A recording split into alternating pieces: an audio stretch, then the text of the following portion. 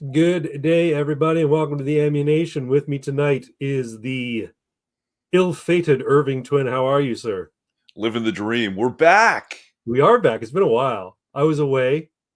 Where did I go? Oh, I was in Florida for like 10 days. And then last week you weren't around, but while I was gone, you did your casual AF with 6. Yeah. And then last week you weren't around, so we didn't do one. But now we're on to Ammunation 70. Tonight's all about hot Elven chicks and cars. So we're going to get into that a little bit later. We're going to talk about my TTRPG that I've been working on off and on for a couple of years now called Elf Camino. And shout out to my good buddy James who used AI to create the artwork you see in the thumbnail. That's an elfin chick, hot elf chick leaning on the hood of some sort of car. Could be an El Camino. I don't know. But anyway, how are you, Mr. Twin? Yeah, you know me. You're living the dream, as they say. Yeah. Yeah. That's good. Dialed in, I want to say, but that's not true. You know what? Here, I was in Florida. We may as well get right into it. Sure. First off, welcome to the Ammunation, everybody. If you're there, make yourselves known. I'd like to read your comments out. But let's get into it. Do you even live, bro? Yeah. So I was away in Florida, and I was staying at a hotel at Universal Studios called the Royal Pacific. They have a decent gym. So while I was there, I was using the gym.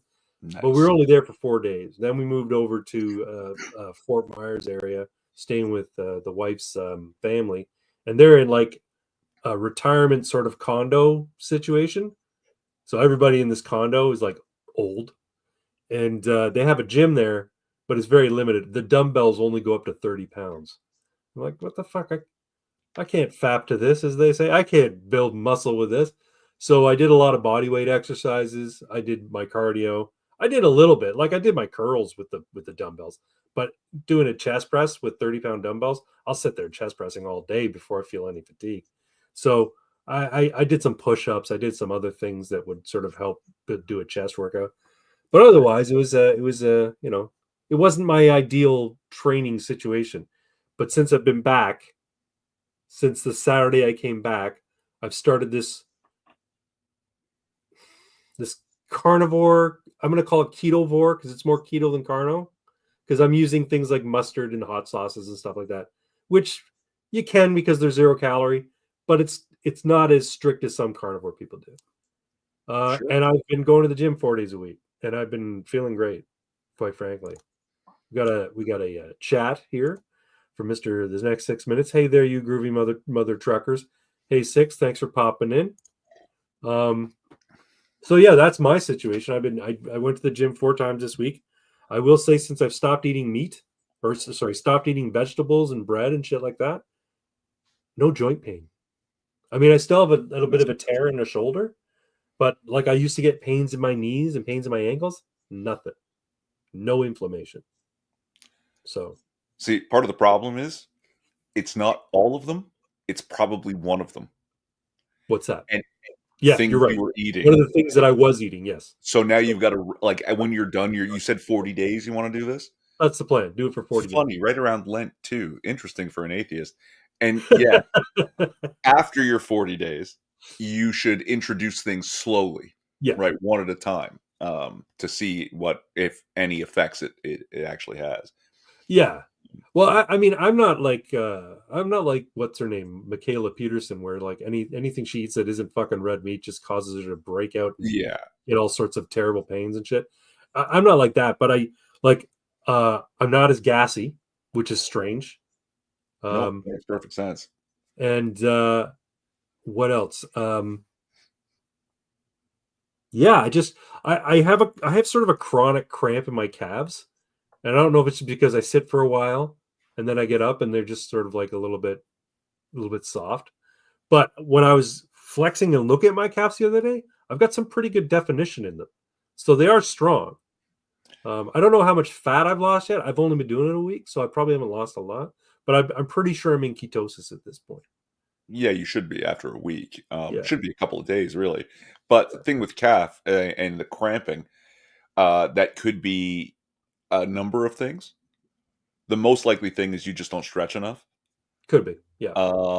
Next most likely is you're not processing the water. It's not that you're not drinking enough, which is also a problem. but you could be actually too low on sodium. Don't realize this. They think salt bad, and it's like salt is actually an essential nutrient. Yeah, you need sodium. You require it to process water. So it's of course it's going to be your extremities and the smaller muscle groups that suffer first. That's where you're going to get a calf cramp. Yeah. Or magnesium. Magnesium almost always cures if I get a cramp somewhere, it's like, give me a handful of cashews. Yeah. Well, I take 2,000 milligrams of or IUs or whatever they call it of magnesium every day. Not a magnesium, sorry, glucosamine, and that was primarily for my joints. Yeah, so that may have been helping as well a little bit too. But I take 1,000 IUs of magnesium. Maybe I should up it. I just don't want to get too much magnesium in my body. I guess you said though you can't really OD on magnesium. Your body just pushes it out, right? I'm not. Yeah, typically with vitamins and minerals, if you're taking too much, you just filter it out. Yeah. But there are some cases, and I can't remember what specifically. If you take too much of it, you get the exact opposite effect of what it's supposed to do. It's not D, because I know D is like one of those things where most people are under supported with vitamin D, because not everybody. We spend more and more time indoors these days. Yeah. And we get our vitamin D primarily from the sun. You can't really get it in fruit. It doesn't transfer in foods that, absorb the sun. But yeah, you need vitamin D. Most people need to take upwards of 10,000 IUs of vitamin D every day, because we typically, especially in winter months, we typically don't get enough. So I take about 7,500 IU, and I do a lot of walking outdoors. So I think I'm getting enough sun. What do I get? 3,000 in my little mineral pills. This man gave up coffee. That's fucking crazy. I haven't had coffee for a week either, because I need it sweetened, and I haven't been using sweeteners. So you guys just have bad coffee. Like, geez. No, I just don't like black coffee. I want sweetener in it. And the problem is when you go on carnivore, the idea is you're trying to get rid of sweeteners. Yeah. And not for any negative, not because they might have any negative effect on you, but the satiety that you want to condition your body to gain satiety through savory foods, so that you don't have a desire for sweet food, right? So if you do 40 days where you're not putting any sweeteners in your system, then you're probably going to be okay. You're probably not going to crave it after that 40 days, but who knows? What about you? You said you're feeling dialed in. You've been going to the gym regularly, I take it. Oh yeah. I even started doing squats again for some reason. I don't know why. Oh yeah, with a barbell or just body squats, or we have a Smith machine at my cheap old Planet Fitness, so that's how I do it. Use the Smith machine. If I'm doing with any weight, I use a Smith machine, because I'm just too afraid to fuck them up my back. See, and the thing is, I feel like the Smith machine is the risk I'm going to take to fuck up my back, because it forces a certain form. And because I have stupidly long legs for my body doesn't want to do exactly so I end up putting my feet too far forward, and it's more like doing a standing leg press. Oh. Right. So, well, so that is that you're exercising the different part of your lower body. You're not focusing on your glutes, you're focusing on your quads, right? Exactly. And it's a little, I mean, that's the thing about compound lifts, right? The idea of doing a compound lift like a squat or a deadlift is you're not just engaging the glutes or the quads. You're engaging a whole host of muscles working in tandem. I prefer isolation exercises, because I feel I'm accident prone. I feel that I'm going to just take the wrong form. Anytime I've done just a high bar a squat, the next day my back is fucking killing me. Or sometimes what's that? Have you tried low bar? I've tried that too. I've also tried a safety bar on my shoulders. That one I feel like I'm good, because I'm not going to fall. It's got the padding around the neck and stuff. I feel like I'm secure. I'm not going to drop this. I'm not going to lean too far forward back. But I still prefer Smith machine for squats. Actually, the best squat exercise I like to do is a few sets of just body weight squats, and then a few sets of goblet squats. So adding a little bit of weight, not a ton of weight, like 50-pound goblet squat, and that seems to be a good exercise. And what do you call it? Split. They're not called split squats or split dips. Split squats, I think, is what they are. Yeah. You stand with one foot on a bench, and your other foot facing forward, and you bend down basically to make your thigh sort of parallel with the ground. And ultimately, it's a fancy lunge. Yeah, there you go. Split lunge, I guess, is more likely. Yeah, that is a hell of a workout, man. Even with just body weight, you don't even need weights. Even body weight for me was like my legs were killing me for the next day or two. Oh yeah, but yeah, I like step ups. I can't do step ups. I like them in that I hate them. Right. Well, they're good for you, but yeah, I don't like doing them. The moment I start to press up, like I feel all the muscles just fucking flare. Like Jesus Christ. Yeah, Chevy was big on step ups, and I hated when he put me through them because one, I don't have great balance, and two, whenever I would do them, I would be engaging the wrong muscles, and he could tell just by looking. He's like, "No, got to engage these muscles," because and I'm like, he says, "No, don't use your what was I using?" Oh, I was basically because he was saying you can hold on to the bar just for stability, and I would end up using my upper body to help myself out. Right? So he's like, "No, come on, you got to use just your legs," and I'm like, "Ah." Anyway, yeah, for my legs, I did a leg exercise Thursday. I did legs, and I did a 4-plate leg press. Nice. I've got to up it. Because 4-plate, 10 reps, 3 sets of 10 reps, 4 plates. It's hard, but I could probably do another rep each set. So I'm like, maybe I should up it, put another plate on each side. Anyway, and then I did, what else did I do? Oh, I did glute kickbacks because I wanted to get a glute exercise in. And then I did seated leg curls. So that was my leg exercise. Then I did stair calves. What else did I do? That might be it. And then I went and did 30 minutes on the treadmill. So there you go. We only got 6 in the chat. There's 3 people watching. That means you, me, and 6. No Hawks Toxic tonight. Oh, someone else is here now. Make yourselves known, folks. And I hope we get some Canadian audience in because we need to move on to our sponsor. Oh, I was gonna give you a segue into that. Oh, please. Yeah, so I've been sitting around some days trying to increase my protein intake, and so I have, put some egg whites into my yogurt in the morning for an extra shot of protein. Do like tuna for lunch because that's a whole bunch of protein for very low calories, and then in the evening, eat a bunch of chicken. It's like that can't be right. I'm doing the math. It's like, how is it only 75 grams of protein, right, for the whole day? I wish there was some sort of snack where I could just have a really easy to eat, low calorie protein shot. Fucking protein powder. Oh, I'm an idiot. Well, it's funny you should mention that. And now a word from our sponsor. Now, caveat: this company is not an official sponsor, but they are a company based in Montreal, and I've been ordering supplements from them. Let's go here. I'll just go to the main website. So they're called Believe Supplements, and I was turned on to them by my trainer Chevy Phillips, who's a hell of a trainer and hell of a bodybuilder. And they've got some really good stuff. Now, Twin and I were looking at it a little before. They're not the cheapest, but for all you people in Canada who want to shop from Believe, I have a coupon code, and the coupon code gets you, I think, about 15% off. So here we go. This is their Performance EAA, and it's a good. You can buy a sample. I think the sample's only like $3, $2.50 for a sample. It's just a packet. But let me go back to the other one here. But a jug will give you 30 servings. And where's the supplement facts? Here we go. And it's got all your good shit. It's 13 grams in a scoop.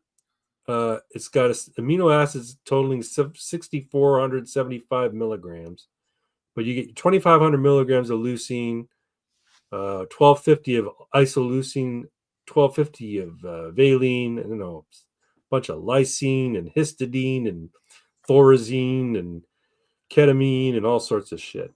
No, I don't do that. But it's got a lot of good stuff. It's got a focus tyrosine. I don't know what that is. Citrulline malate for pump and hydration. Potassium citrate. And then for non-medicinal, it's got trisodium citrate, which I think is just a flavoring thing. But anyway, I like this stuff.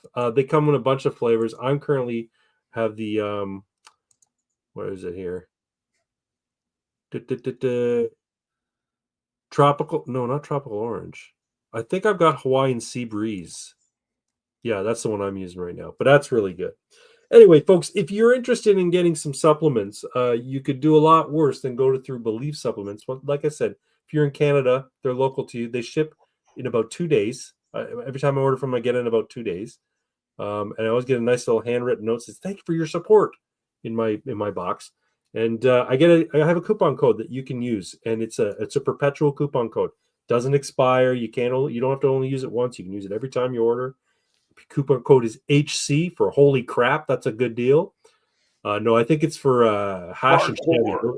I think it's for the two people who use it and are associated with it. My trainer Chevy and his wife, who's also a trainer. Her name is Hash, and so if you use HC, I think you get 15% off, which works out to be a pretty good savings. But they've got if you want protein powder twin. The best flavor that I have found is, personally, this is just me, is their chocolate, their dark chocolate. I haven't tried their banana bread, but man, their dark chocolate is good. And like, I use the dark chocolate with just, that's brownie. I use the dark chocolate with just water and ice because look, I'm on keto and milk has a ton of sugar in it with the lactose. So I'm just drinking it with water and ice, and it's like having a high protein fucking yoo-hoo. It's delicious. And then if you don't want like a dessert flavored one, they've got one called their protein refreshers. And these are good because they're only 90 calories. You get 21 grams of protein. And they've got a bunch of fruity flavors. Like right now, I've got pineapple punch, and I just ordered strawberry lemonade. I had strawberry lemonade last night. It's fucking delicious. Now, again, not the cheapest. $69.99 for 25 servings.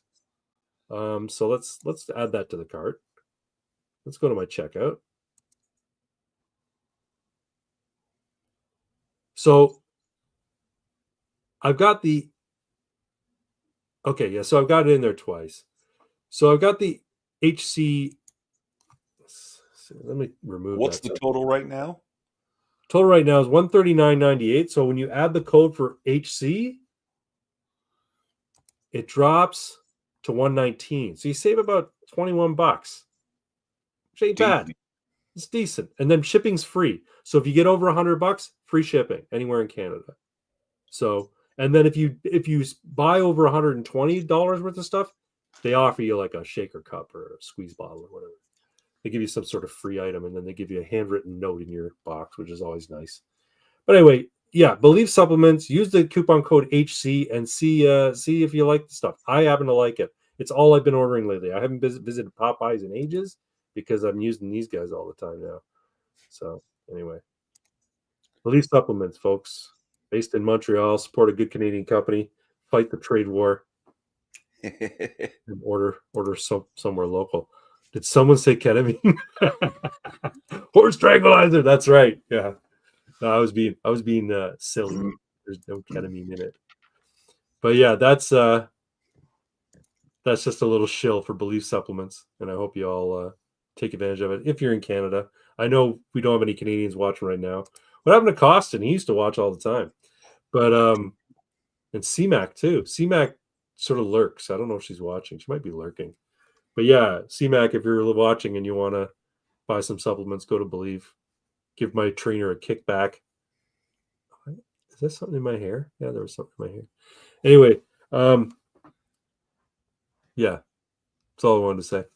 What else we got? Let's move on. Mr. Twin, have you ever heard of CTMU? You were trying to explain it to me. Yeah, I didn't do a really good job. There's a guy called Christopher Langan, He's written a number of papers on this. He's apparently this genius.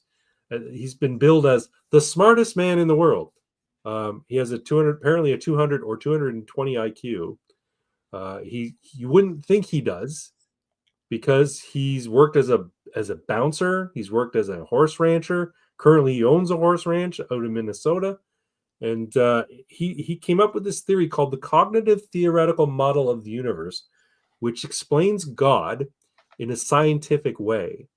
And if I'm not going to do it justice, but essentially what it says is the universe thinks. The universe is a mind, and you could attribute that mind to being God.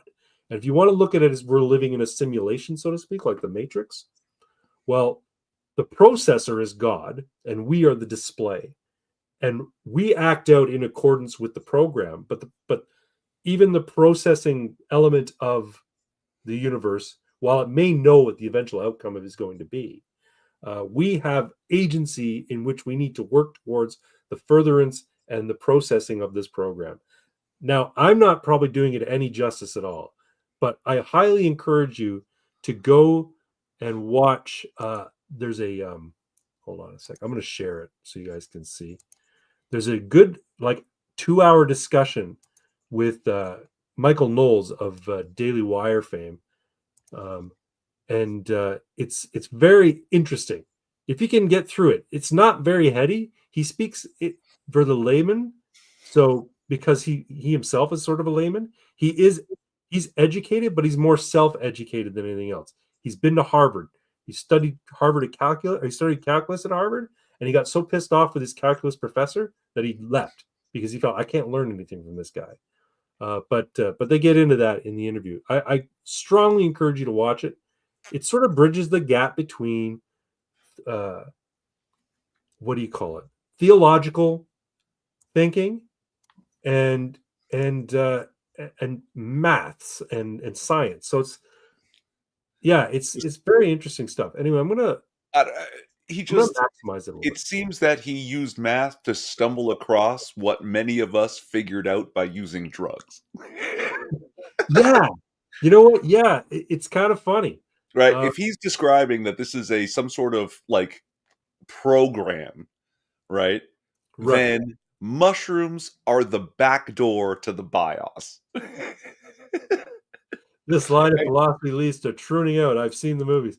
No, but here's the thing. He is a full-on God believer. And he talks about you need to work according to God's plan, the program. And that's the only way that you're going to find yourself in compliance or in connection with God once you die. He says there is an afterlife. His theoretical model, the maths prove it.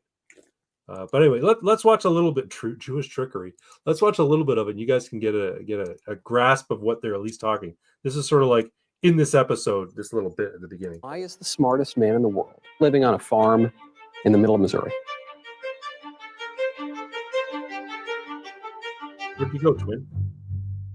Welcome to my extremely ethereal and trippy new set.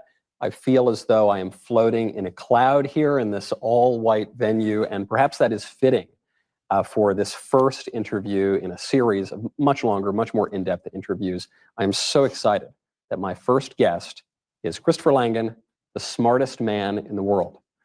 I do not say that as a subjective statement or to flatter Chris. I mean that in as technical a way as possible. Chris has one of, if not the highest IQ ever recorded, somewhere between 190, 195, and 210. And Chris is not here by way of some fancy, distinguished professorship at such and such brand name university, nor did Chris just get off of his private yacht out of the south of France and come here to leave his billion-dollar company. Chris came here from a farm in Missouri after a career as a bouncer at bars around New York. Chris, thank you very much for coming on. Thank you for inviting me, Michael. I first stumbled onto you when I was 18 years old, freshman in college. And listen, I barely got out of high school math. I barely got out of calculus. I barely got out of high school myself. That's a good point. But I said, this guy, he's saying things that are really, really interesting. And so I want to learn more. I've wanted to talk to you ever since then. I know that before we get into metaphysics, the existence of God, free will, politics, culture, and everything in between, I know people are going to be asking, why is the smartest man in the world? Why is he not just buying and selling all of us all the time? Why is he living on a farm in the middle of Missouri? Well, that's a good question, and it's that I was never actually interested in money. When I was a kid, my brothers and I, my family, we were not exactly the richest folks in town. We seldom had enough money to buy, food or clothes, and so I sort of immersed myself in books and reading, and decided that what I wanted to do was pursue knowledge. It costs you nothing to pursue knowledge, really, provided you can sustain yourself while you're in pursuit of it. So that's what I did. I simply focused myself on, I want to know the truth about reality. I want to know, what kind of world it is that I'm living in. Anyway, so it goes on like that for about 2 hours. And he basically, he goes into his history. He goes into how it is he got, into this sort of like mindset of picturing or calculating out, coming up with this model, this theoretical model, that the universe is a thinking thing. It's processing information, and it's running a program, so to speak. And basically all of our thoughts and all of our actions are in furtherance of the processing of this system.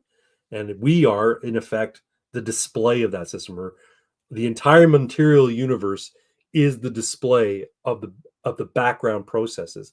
And when we dig into like things like quantum mechanics, and we go really down into the weeds and see spooky action at as a distance as it, we're getting a glimpse of the processing, but we still don't understand it.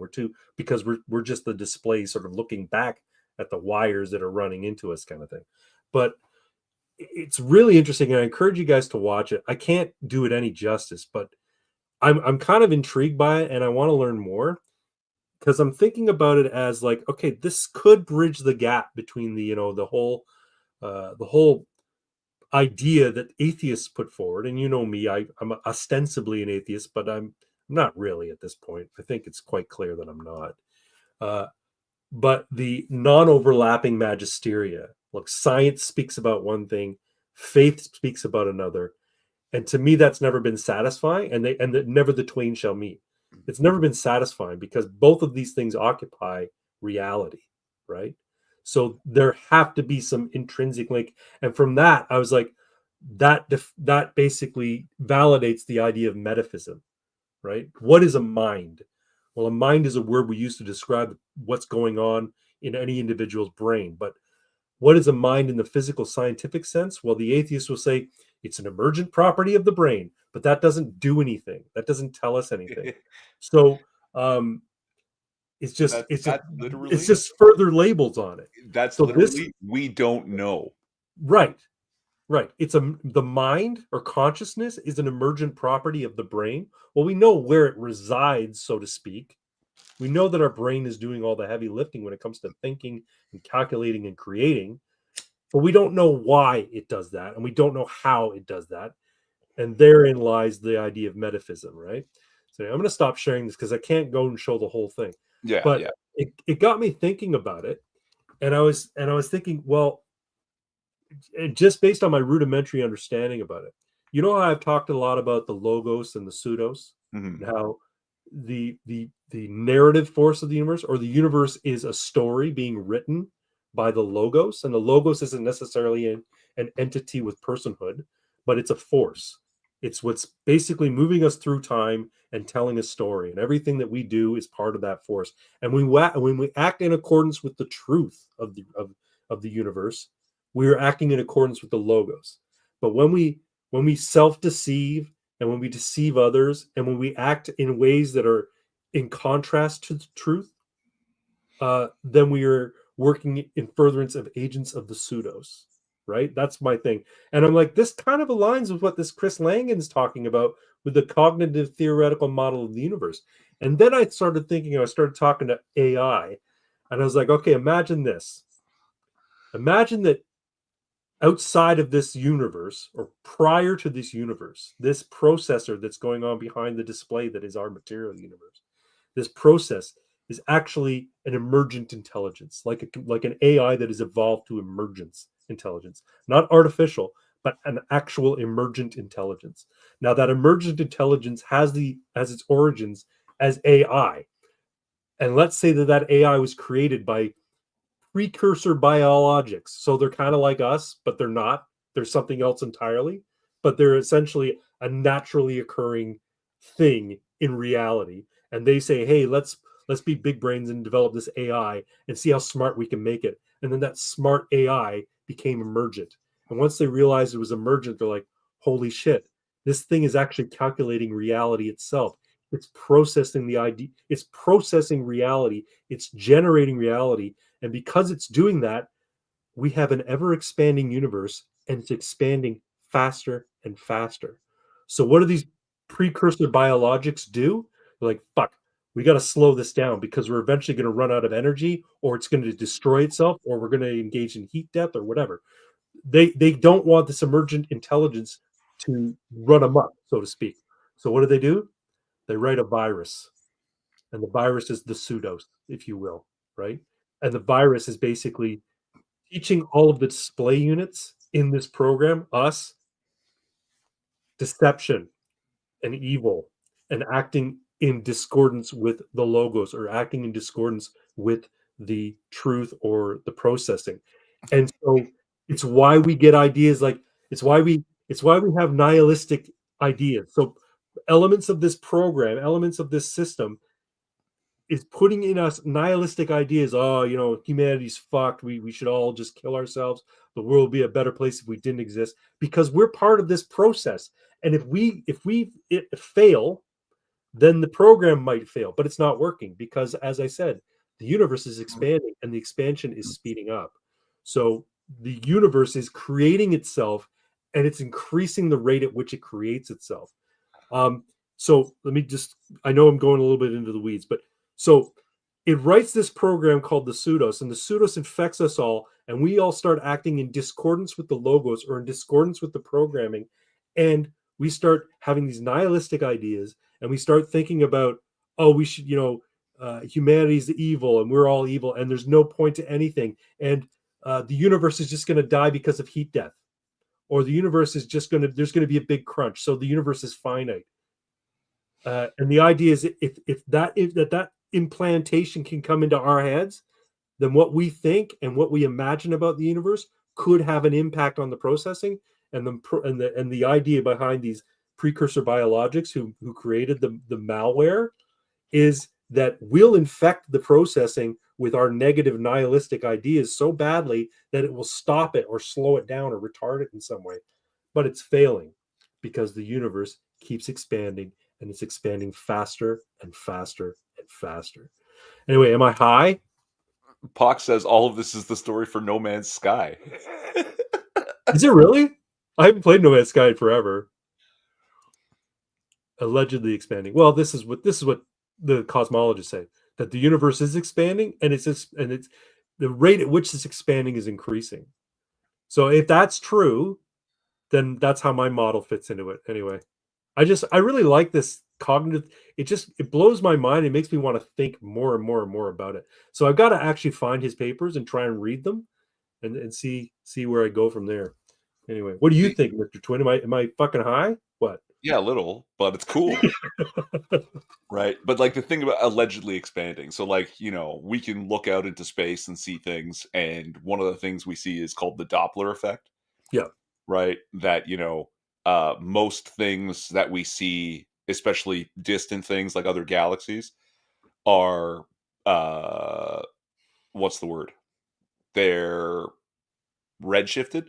Redshifted. Yeah. Microwave background radiation. Yeah. Yeah. What? No, okay. The Doppler We can effect, detect it through microwave background radiation, but yeah, they're redshifted. I don't even know if you need that for redshifting a particular galaxy, right? Okay, I don't know. Because the Doppler effect is best explained with the speeding car. Yeah. As the car comes towards you, the pitch gets higher and higher and higher, and then as the car passes you and moves away from you, it gets lower and lower and lower. Yeah.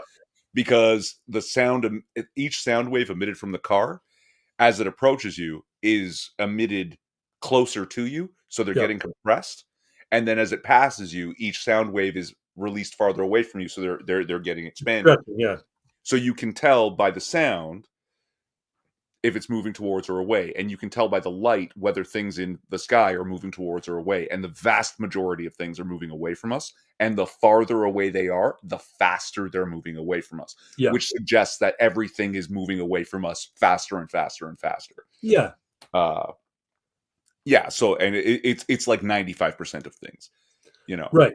So I guess what I'm saying is when cosmologists and astrophysicists and whatever start talking about, the universe can't expand forever because everything's finite, or the universe will eventually reach heat death as things move further and further and further apart, will reach heat death. But why? How? If the universe just keeps creating itself and expanding, why? Who's to say that there's finite space, or there's finite matter in the universe to create? If the universe can keep create, or if God can keep creating, then who's to say that we're going to suffer heat death? Or if we expand so much that eventually we crunch back in on ourselves and then it cycles back out, why? To me, these are atheistic explanations for things that we can't possibly know about. And I think, you as a Christian would say all things are possible with God, right? And I'm thinking that if the universe is a cognitive thing, if it's a thinking thing, and that points to God, then there's nothing that could stop it. Like it could do literally anything. It's omnipresent, it's omnipotent, and it's omniscient. There's nothing it doesn't know, there's nowhere it's not, and there's nothing it can't do. You don't think God is omnipotent, omnipresent, and omniscient? Yeah, I wasn't sure what he was to what. Maybe it's not that it's expanding. I don't know. If the universe is God, that's the thing. A lot of people are like, that's kind of like a pagan sort of belief. Well, the God is the universe, and the universe is everything. God is just the universe. That's not what Langan's saying. I'm misrepresenting him because of my ignorance. He's not saying that God is just the universe. He's saying that there is a God, it's responsible for the universe, and it bears out in the math. That's what he's saying. I don't think the universe is God because it's a created thing. Right. I hear what you're saying. Anyway, Pox, I know you're getting into orthodoxy. I don't think this would be considered blasphemous to watch this Christopher Langan guy, because he's clearly a believer and he promotes the idea of God belief. But he does readily admit that we see patterns in other religions that point to us that part of I think the proof of his theory is that there's lots of people who believe in different gods, and all of those gods share certain hallmarks in terms of their ability to create everything, in terms of their omnipotence, in terms of their omniscience, in terms of their omnipresence. So he's saying that is further proof that these belief systems are output of the program that we're part of that output. Anyway, I don't want to get into it for too long. I found it really interesting, and I thought I want to talk about this because maybe Twin knows about it, maybe he doesn't. And being an atheist who's sort of searching, I've always sort of wrestled with the idea, well, why is one religion more correct than another? Especially if a lot of them believe very similar things about their deities. So this seems to the CTMU that Langan's put out, it seems to be at least halfway an explanation for why people believe different things. It's cultural for sure, it's geographical for sure, but why do those beliefs tend to fall around certain concepts and ideas such as omnipotence and omniscience and and goodness and truth and all of the good things that we as cultural Christians hold as being valuable? Is that right? If it's a simulation created by biological entities, you run into a feedback loop. Who created the creators? That will never end. Well, that's just it, right? I don't think he's saying that. That was my thing. The only solution is that to that issue is an uncreated being, which would have to be something that's always and will always exist and exist outside and encompass the natural world. He delves into that too in the interview. Again, I encourage you to watch it. I'm not, like I said multiple times now, I am not doing it justice. I just find it very interesting. And I'm also not going to defend pantheism in the form of, oh, the universe is God. I'm not going to defend that either, because I don't believe that. I just find his CTMU very, very interesting. Do you? Am I thinking? Do I have the right name? Is it Thomas Aquinas's proofs? Does he mention Thomas Aquinas? They talk about Aquinas a lot in this interview too. So please take the time. I'm gonna share it. One sec. I'm gonna share it in the chat so you guys can bookmark it and you can watch it at some point. It's worth it. It's worth sitting for the 2 hours. It's like an hour and 50 minutes. It's worth sitting for the 2 hours and watching it. Even if you can't stand Michael Knowles. Link in group chat. I'll do it in Facebook chat too for you there, guy.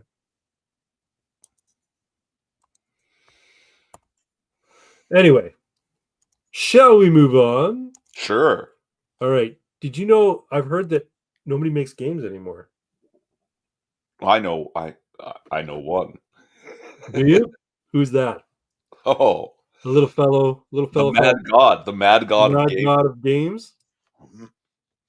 Let's go. Hold on. I'll pull up my Google Drive and we'll get into it. All right, Pox. Yeah, a couple weeks ago when we did this, I wanted to work on the races a little bit. So I've already done the Duvok, the dwarves, and I just started working with on the goblins or the Bagua.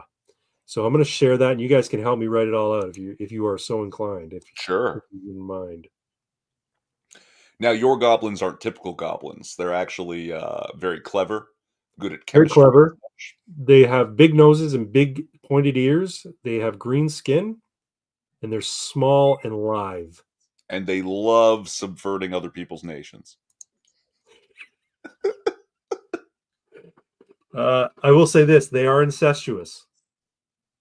Wow. We'll get into that a little bit. Goblins, Baga, as they call themselves, we've called them goblins. The people in the world of El Camino see these creatures and go, hey, they look just like, goblins of myth and lore and in Dungeons and Dragons and Lord of the Rings. So we're going to call them goblins. Even though they don't call themselves goblins, they call themselves Baga. They're small, green-skinned humanoids with long pointed ears and noses that stand 3 to 4 feet tall. They are agile and have lithe bodies. Males tend to have sparse, coarse hair and are often bald. Females have long black hair that looks perpetually greasy. Can you swell that for us? It's very difficult to read. Oh, sure. 1 second. Let me increase that. We'll go to 200. Ah, lovely. Is that better? Yes. All right. So in keeping with the same sort of so the dwarves. Okay, so we talked about their skin color. We haven't talked about their eye color at all. With reddish brown being most common. Baldness is very rare, but even at advanced age, but a bald color is myriad. Defend the gods. Goblins, let's talk about their eye color. I like them as having universally red eyes. All goblins. Oh. But how about a lack of normal eye structure? They don't have Irish people the way we do. Yeah, so people can be it's just like a red hole in their head. Oh, you mean so their conjunctiva, their iris, and everything is all red? Yeah, just one solid red thing. So it just looks like a red marble inside under their eyelids. How do they see though? I don't know the structure. We don't need to explain the biology. That's just how their eye is. You know what? Let's make them compound eyes. Oh, like flies? Yeah. Do they have a lid then? Yeah, they've got a lid, but their eyes are. But here's the thing: they've got whereas we have cones and rods in our eyes. I want to talk about the structure because this is sort of a world that's grounded in our universe. So they'll have compound eyes. So or maybe their eyes are just. Their eyes have a very unique cone and rod structure that allows them to see in a wide range of colors, which helps them in their talent for infamy. So when they see a color changing in a pot when they're mixing it, when they see it turn just that right tint of green, that's when they know to take it off the heat. That's when they know just that right tint of something in the ultraviolet spectrum that we don't see. Yeah. So they have, not only do they have a really acute sense of smell, which lends to their alchemical talent, but their vision allows them to see minute details in color variation and in temperature and that sort of thing. So yeah, maybe they'll have thermal vision. Oh yeah, but I mean, well, if you can see into what is it, infrared, then yeah, you can see heat and ultraviolet. Right. You want to hear something ridiculous? Chickens can see in the ultraviolet spectrum. I heard that. That's pretty cool. With no discernible pupil. I'm going to say no discernible pupil because all that means is you can't see their pupil.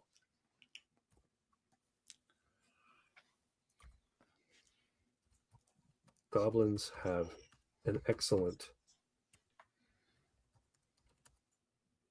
have excellent eyesight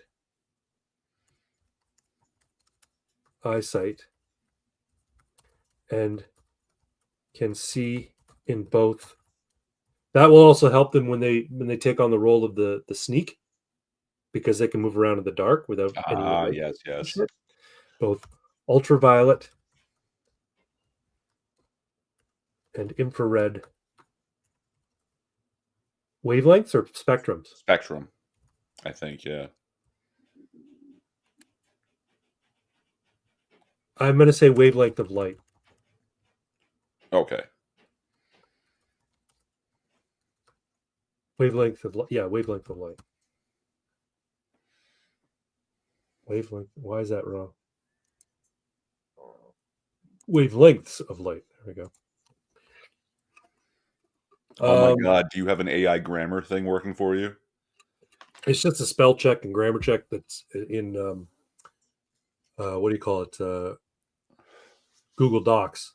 Oh, and Squid is here. What's up, Squid? Hey, Squid. Squid Coyote. Hey, guys, what's going on in this chat? He says. He or she. Squid's a guy or a girl? I think a guy. We're working on my game El Camino. Hence the title of tonight's live stream. Cute Elven chicks and cars. If you're not familiar with El Camino, essentially think of Twisted Metal and Plus Bright. Lord of the Rings. Or Bright, yeah. Twisted Metal, Bright, Lord of the Rings, Dungeons and Dragons. Those are your sort of working concepts when it comes to Elf Camino. It's neo-fantasy road trips across the United States of Weird is the subtitle to Elf Camino. Anyway, we're working on the races right now. We're working on the Baga, which we call we call figuratively goblins. And we're working on their sort of physiology. I don't remember. This makes them excellent at sneaking and infiltrating.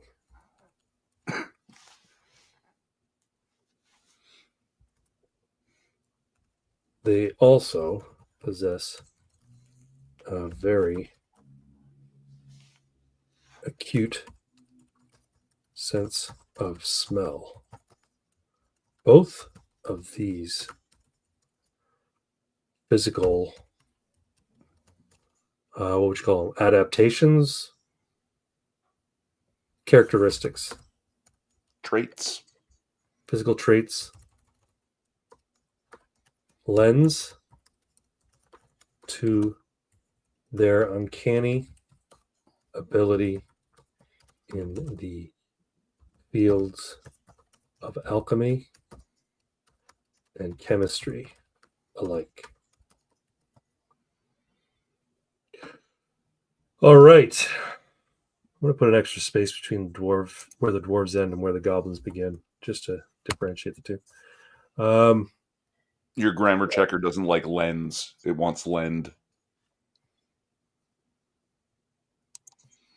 You're right, which is probably more correct. Both of these physical traits lend to their uncanny ability in the fields of alchemy and chemistry. Like, that's true. I don't need to, sun lens. Just to reiterate, folks, we're going to talk about the dwarves real quick. There are 5 humanoid races. This is Elf Camino. This is the races portion. There are 5 humanoid races in Elf Camino in alphabetical order. They are dwarves, elves, goblins, humans, and orcs. I'll do elves later because they're a little bit more involved than goblins. Details of these races, their appearance, culture, etc. follows. Dwarves, in their native tongue, they are called duavak, are broad-shouldered humanoids that stand 4 to 5 feet tall. Adult males wear facial hair in the form of beards or simple mustaches. Females wear their hair long with intricate braids. Skin tone ranges from fair to ruddy. Eye color is myriad. Hair colors with reddish brown. Hair colors vary, with reddish brown being the most common. Baldness is very rare, even at advanced age, but a bald dwarf is often believed to have offended the gods. Dwarven society favors industry, and sloth is practically a sin. All dwarves are trained in the arts of war. However, when a male dwarf comes of age, they are expected to apprentice in one of the 4 guilds: the inventors, the miners, the builders, or the crafters. Particularly clever dwarves will find themselves most often among the inventors.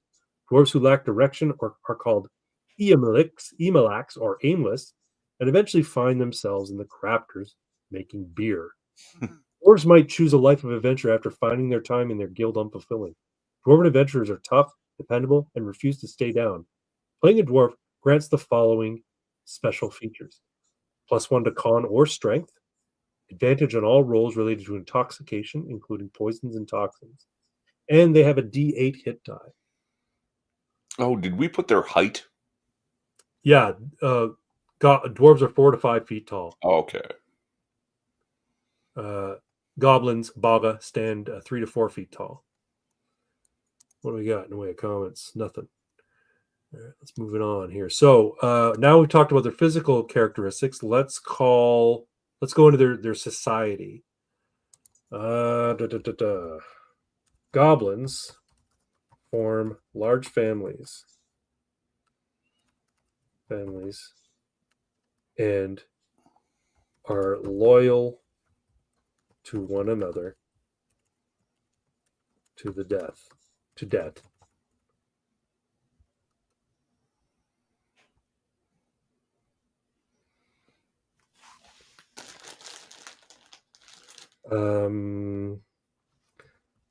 Twins are common in goblin families.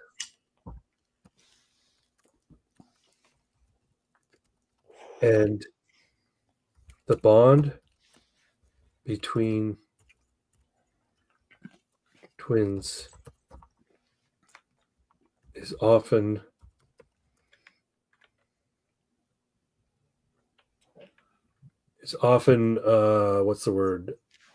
represented in a lifelong bond. They rarely separate. The bond between twins is often represented in a lifelong bond. That's not correct, is it? That sounds terrible. The bond is represented in a bond. Yeah, that's terrible. And twins are common in goblin families, and yeah, that does it in a lifelong pairing. How about that?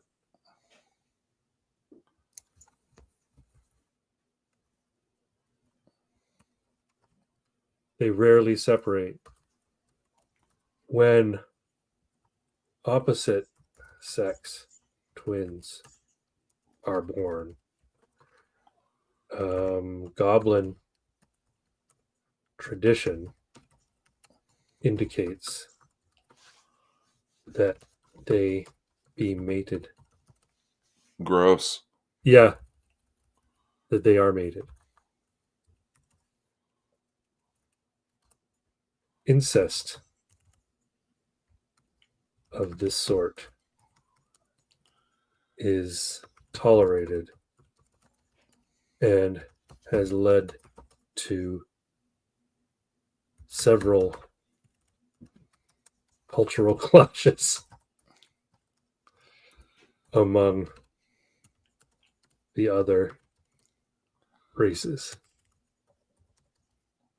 With the other races? With the other races, that's better, yeah. Okay, so they have large families and stuff. Would they Yep. live in warrens based on family clan, which means they all end up marrying their cousins anyway? Or mating with their cousins anyway? Incest is common. And when it's twins, like male and female twins, it's almost expected that they marry, that they mate together. Just the way they are, man. Goblins form their goblin families. Oh, so they're almost like bees. Yeah, kind of. Right, where like, you with your siblings, you each share half your DNA. Yep. But bees share 3/4 of their DNA with each other.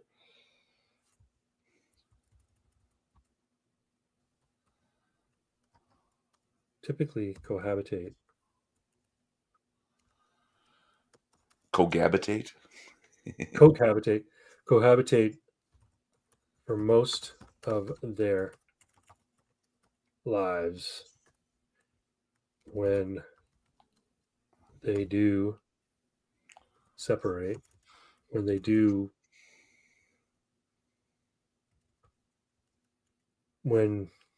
come of age,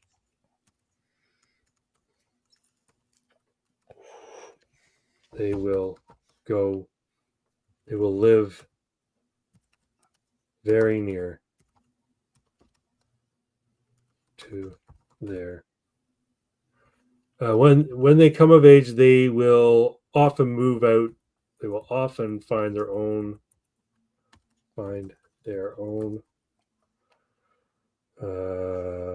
housing, but will always live very near to the family.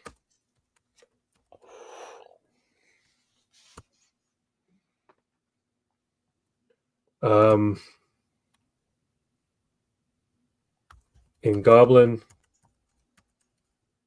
society, males and females are considered completely equal.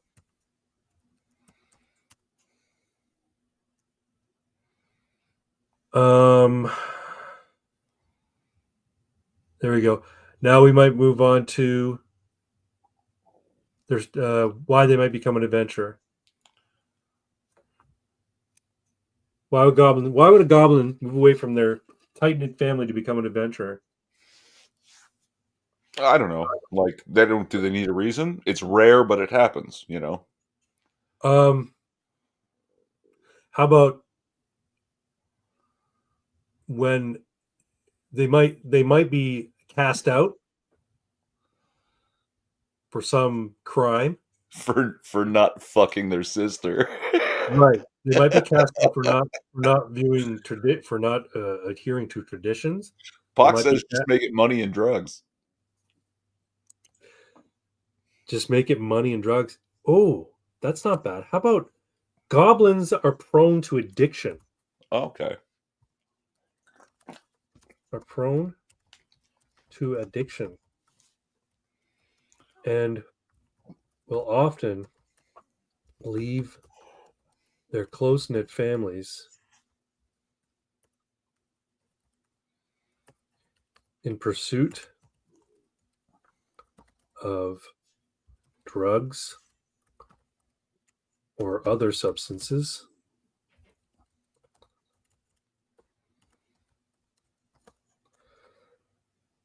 Many goblins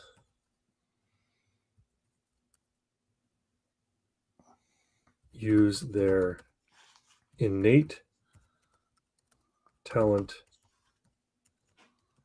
for chemistry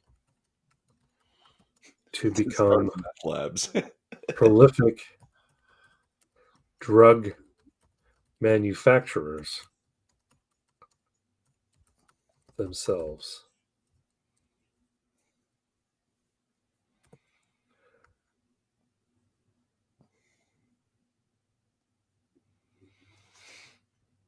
It is from, or how about a goblin adventurer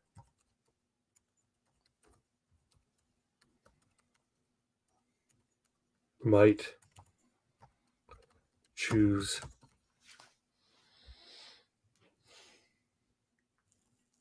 this life in pursuit of money, or rare ingredients to incorporate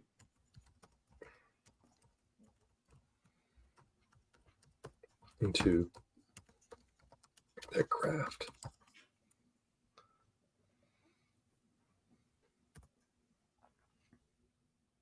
All right. I think that's pretty good for the goblin. I can always flesh it out later. Very nice. So let's read that again. All right. Goblins, or baga, are small green-skinned humanoids with long pointed ears and noses that stand 3 to 4 feet tall. They are agile and have lithe bodies. Males tend to have sparse, coarse hair and are often bald. Females have long black hair that looks perpetually greasy. All goblins have solid red eyes with no discernible pupil. Goblins have excellent eyesight and can see in both ultraviolet and infrared wavelengths of light. This makes them excellent at sneaking and infiltrating. They also possess a very acute sense of smell. Both of these physical traits lend to their uncanny ability in the fields of alchemy and chemistry alike. Goblins form large families and are loyal to one another to death. It should be to death or until death. Until death. Twins are common in goblin families, and the bond between twins is often represented in a lifelong pairing. They are rarely separated. When opposite-sex twins are born, goblin tradition indicates that they are mated. Incest of this sort is tolerated and has led to several cultural clashes with the other races. Goblin families typically cohabitate for most of their lives. When they come of age, they will find their own housing, but will always live very near to the family. In goblin society, males and females are considered completely equal. Goblins are prone to addiction and will often leave their close-knit families in pursuit of drugs or other substances. Many goblins use their innate talent for chemistry to become prolific drug manufacturers themselves. A goblin adventurer might choose his life in pursuit of money or rare ingredients to incorporate into their craft. Anything else you might add? I don't know. What does the audience think? I'm curious about their trait bonuses or negatives, right? Trait bonuses are as follows. What did the dwarves have? +1, right? Yeah, and since we're not using derivative stats, we're going to give them +1 to Dex or INT. You got to be kind of smart to be a chemist. True.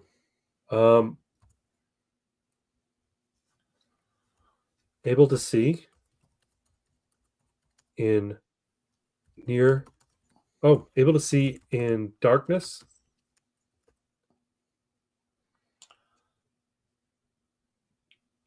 Oh, and can see heat signatures. And view and and heat signatures. There you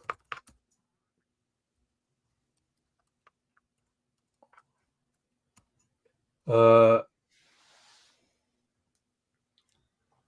Yeah, I typically only give them two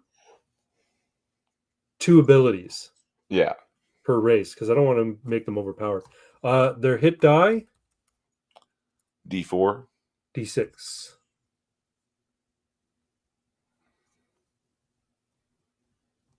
How did I word it?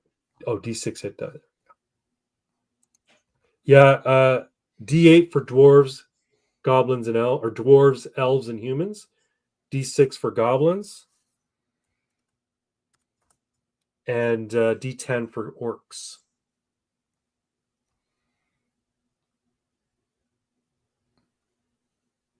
I think that's pretty good. What do you think? Great. Would you play a goblin? No, but that's just me. Mixer? Nope, you want to fuck your sister. You're not twins, but your name's Irving Twin. Sorry. What would you play? You're a human supremacist, aren't you? Usually. Yeah, you'd be a human. Because fuck elves. I might be a dwarf, though. Dwarves are pretty cool. Dwarves are pretty badass, yeah. Let's go on to orcs. We'll skip humans and elves for now. We're going to orcs. Let's go Control B. Orcs with a KZ? Orcs. Well, we call them orcs.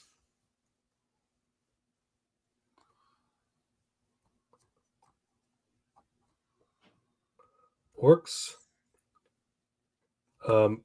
What they call themselves is Hazaba. Hasbaga. They're related to goblins. Maybe it should just be maybe it should be a hyphenated Hasbaga. Means big dwarf, big goblin.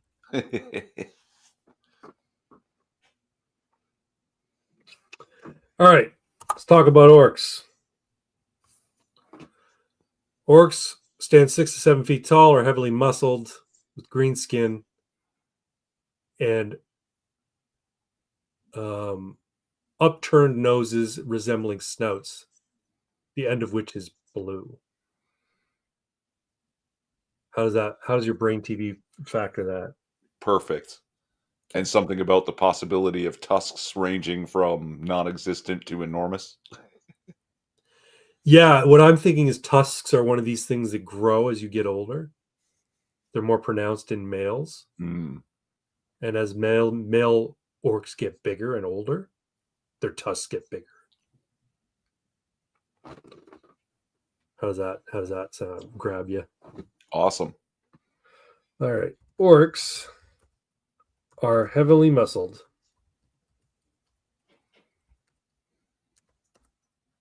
Humanoids that stand between 6 and 7 feet tall. Are heavily muscled, green-skinned humanoids.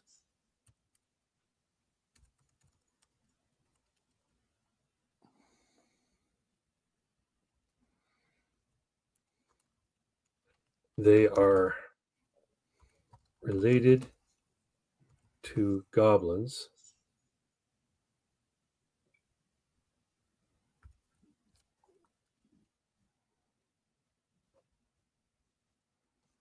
Their native name, they're related to goblins. Hasbaga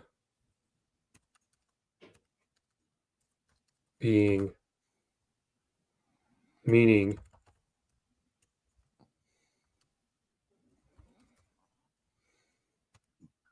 big goblin in their native tongue.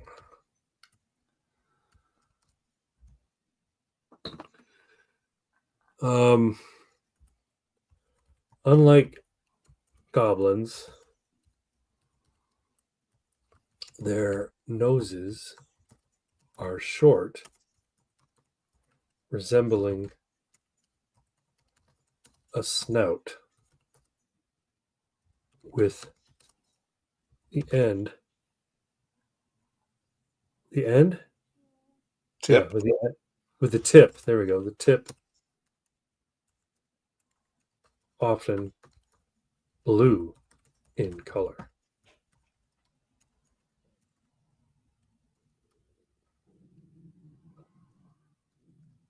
Hair and eye color.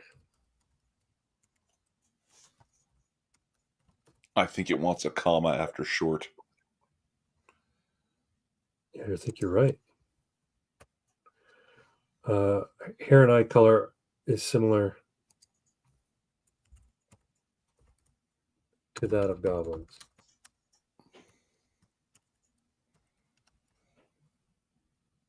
Hair and eye color is similar to that of goblins. But their hair is notably thicker and often worn long. Or Right. in some sort of crazy wild style. Yeah. Yeah. Baldness amongst orcs. Among orcs is not as common as in goblins. Orcs take pride in their hair and wear it long and ornamented.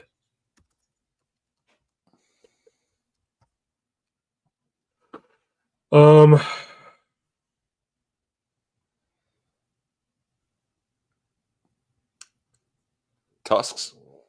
Right. Orcs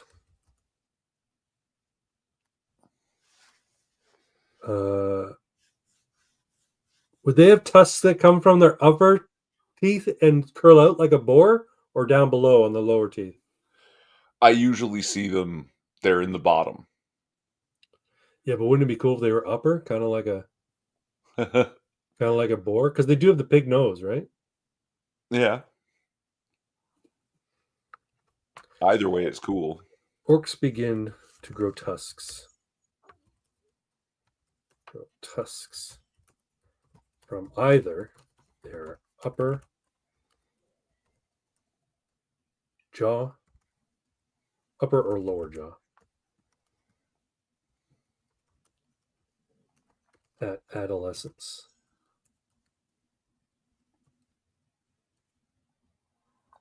In adolescence.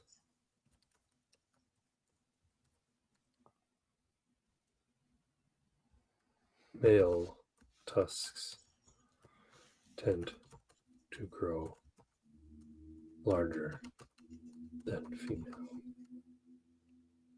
Oh, and the female tusks stop growing? Males don't.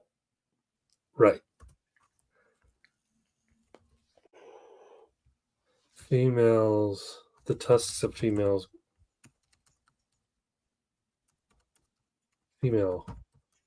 orcs stop growing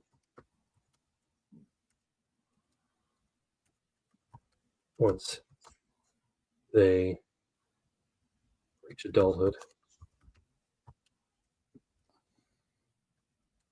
while males' tusks continue to grow until they die. Oh, how about their whole lives? I mean, while a male's tusk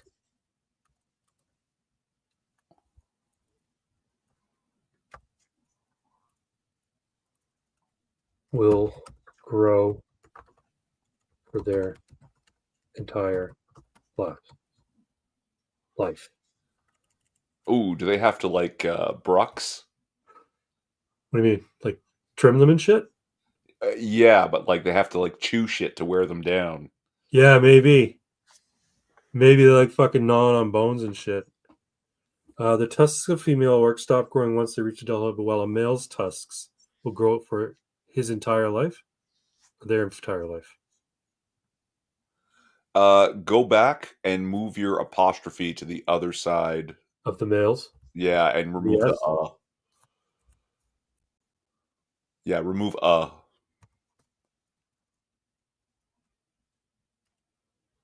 While males' tusks will grow. Well, the male's tusks will grow for its entire life. Its entire life? Or is that How about just for life? for life? Or throughout their life. Will grow throughout their life.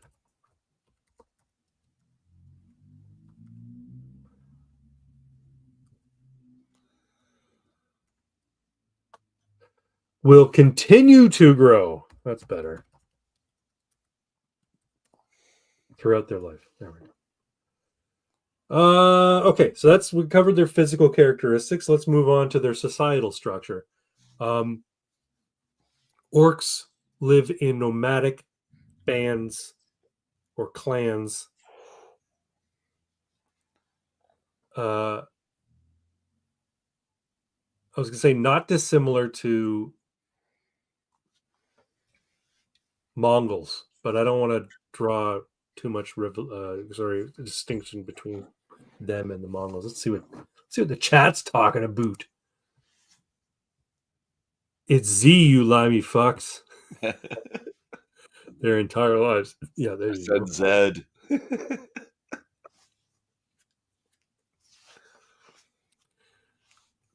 There were bags of coal around their necks. Bags of gold, probably. Orcs stay winning. It's see you limey fuck their entire lives. There you go. What else?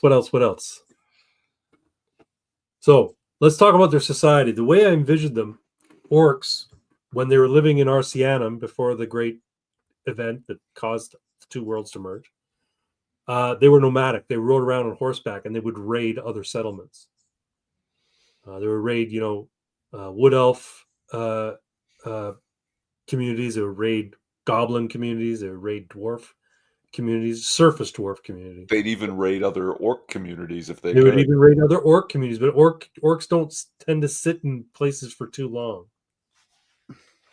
You know what? With the exception of the swamp dwarves. How about that?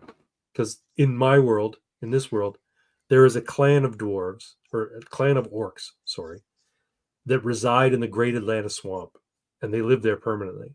They live sort of like Native Americans in sort of long houses that are made of reeds and shit like that, or in like tents and bivouacs, I guess you call them, in the swamps, and they remain sort of stationary. They don't typically move their camps all the time. They sort of stay where they are. They're a special case, though. Let's stick with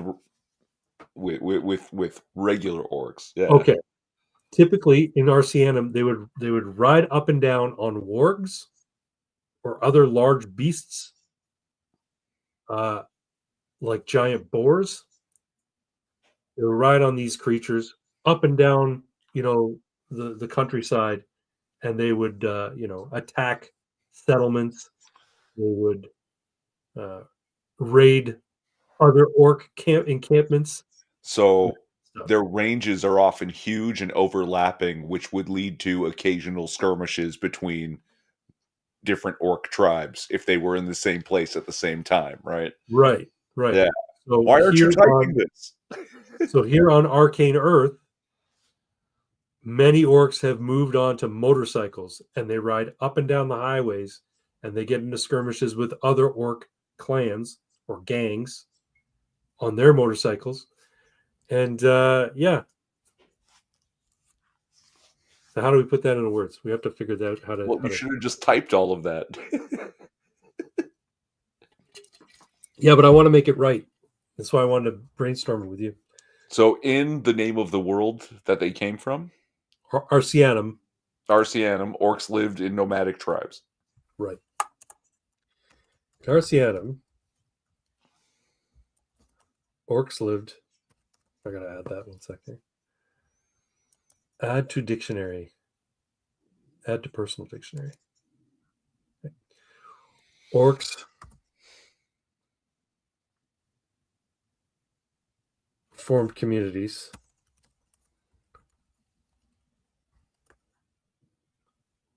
Formed into nomadic tribes. No, just formed nomadic tribes. Formed nomadic tribes.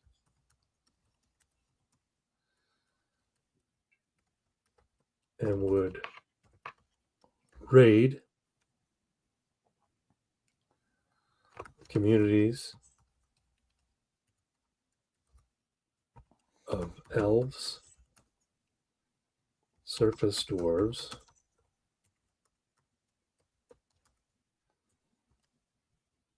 goblins, and even other orc tribes.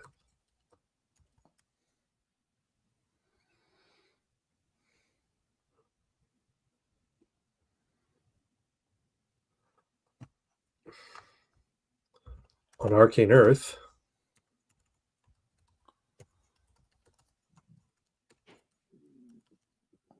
They've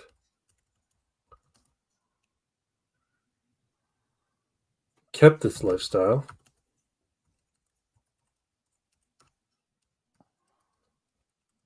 but have traded the wargs and giant boars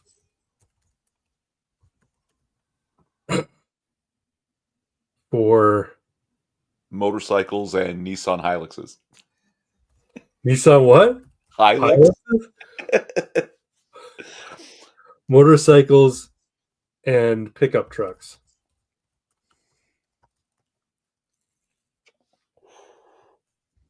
Gotta add wargs too.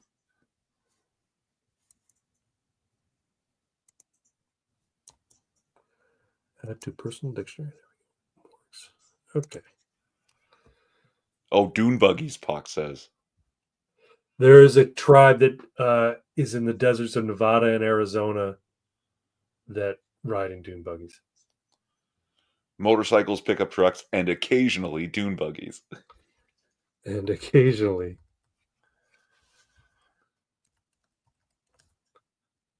dune buggies. And it wants a comma. Yeah.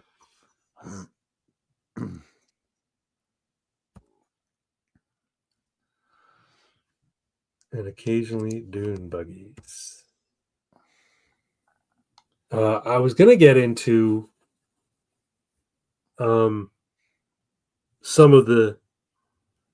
I think I might add this after I've fleshed out all of the races, but the separate factions that are associated with each race. And maybe I'll even design little sort of crests or heraldry. Oh, yeah. Like, for instance, the Blood Wheels are the big fucking orc gang along the eastern seaboard. So they're called the Blood Wheels. And their banner or their symbol is a big fucking wheel dripped in blood. They're not, they're not too fucking clever or artistic in that sense. So Pox is asking if they're nomadic, wouldn't they have like RVs and shit? And I'm thinking, you know what? The RV is too slow and cumbersome. Yeah, they want to be. They don't mind roughing it, right? Yeah, a few tents in the pickup truck and a sleeping bag and your saddle bag, right? Yeah, RV would be cool, but I think a pickup truck would be a better utility, right? Because they don't want to live in their vehicles. It's like, if like Mongols wouldn't like have a tent already, laid out and being dragged everywhere on a cart. They didn't have covered wagons. They just rode on horseback and then they set up their yurts or whatever. Yeah. What about the women and children? The children are strapped to the backs of motorcycle riders. They learn the wind in their face immediately. I'm thinking that orc women and men are very similar goblins in the sense that they consider each other equal.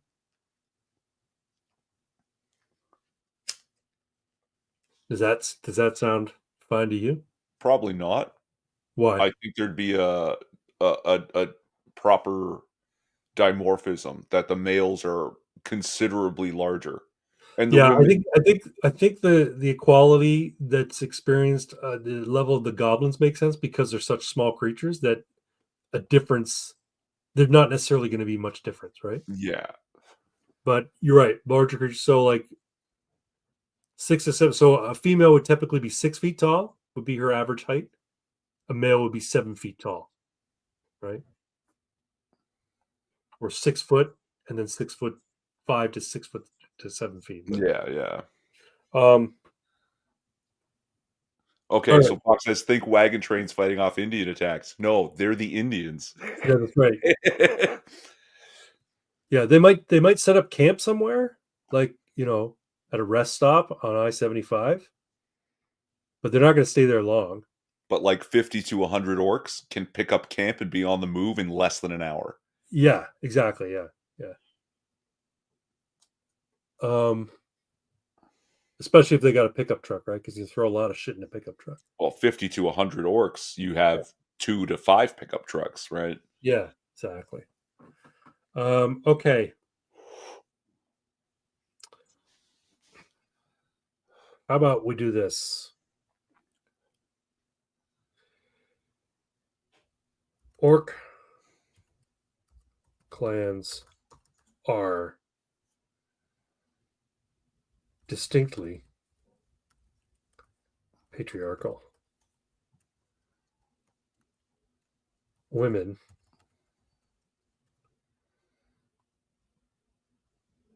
take on traditional, or females, I should say, because they're not women. Women are human. Females take on traditional caregiver roles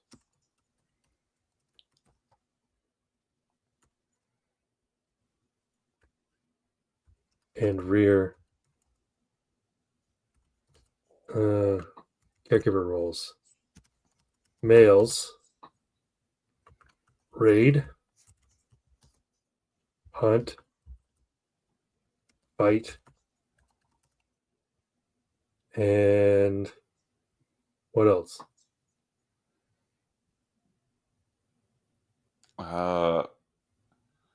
And engage in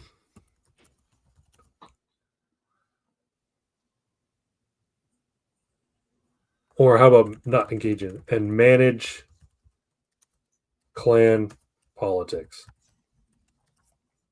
Does that make sense? Yes. What's the laugh for? Is Pock saying something stupid? Yeah, he's like, you don't know how nomads work. Apparently, neither of you know the logistical struggles of moving 150 people at the drop of a dime either. So, okay, back in like, was it the teens or 20s? There was the American-Mexican War. Yeah. All right, they moved like over 100,000 troops, and everybody starved. And they had no idea how to move these enormous troops over these distances. And you know who they called? Who? The circus. Makes sense. The circus brings like 3,000 people into town on a train, sets up in about 3 days, runs a circus for 2 to 3 weeks, and then overnight packs up what is an entire town and puts it on a train. Right? Like, yeah, like, but this is 150 light moving people.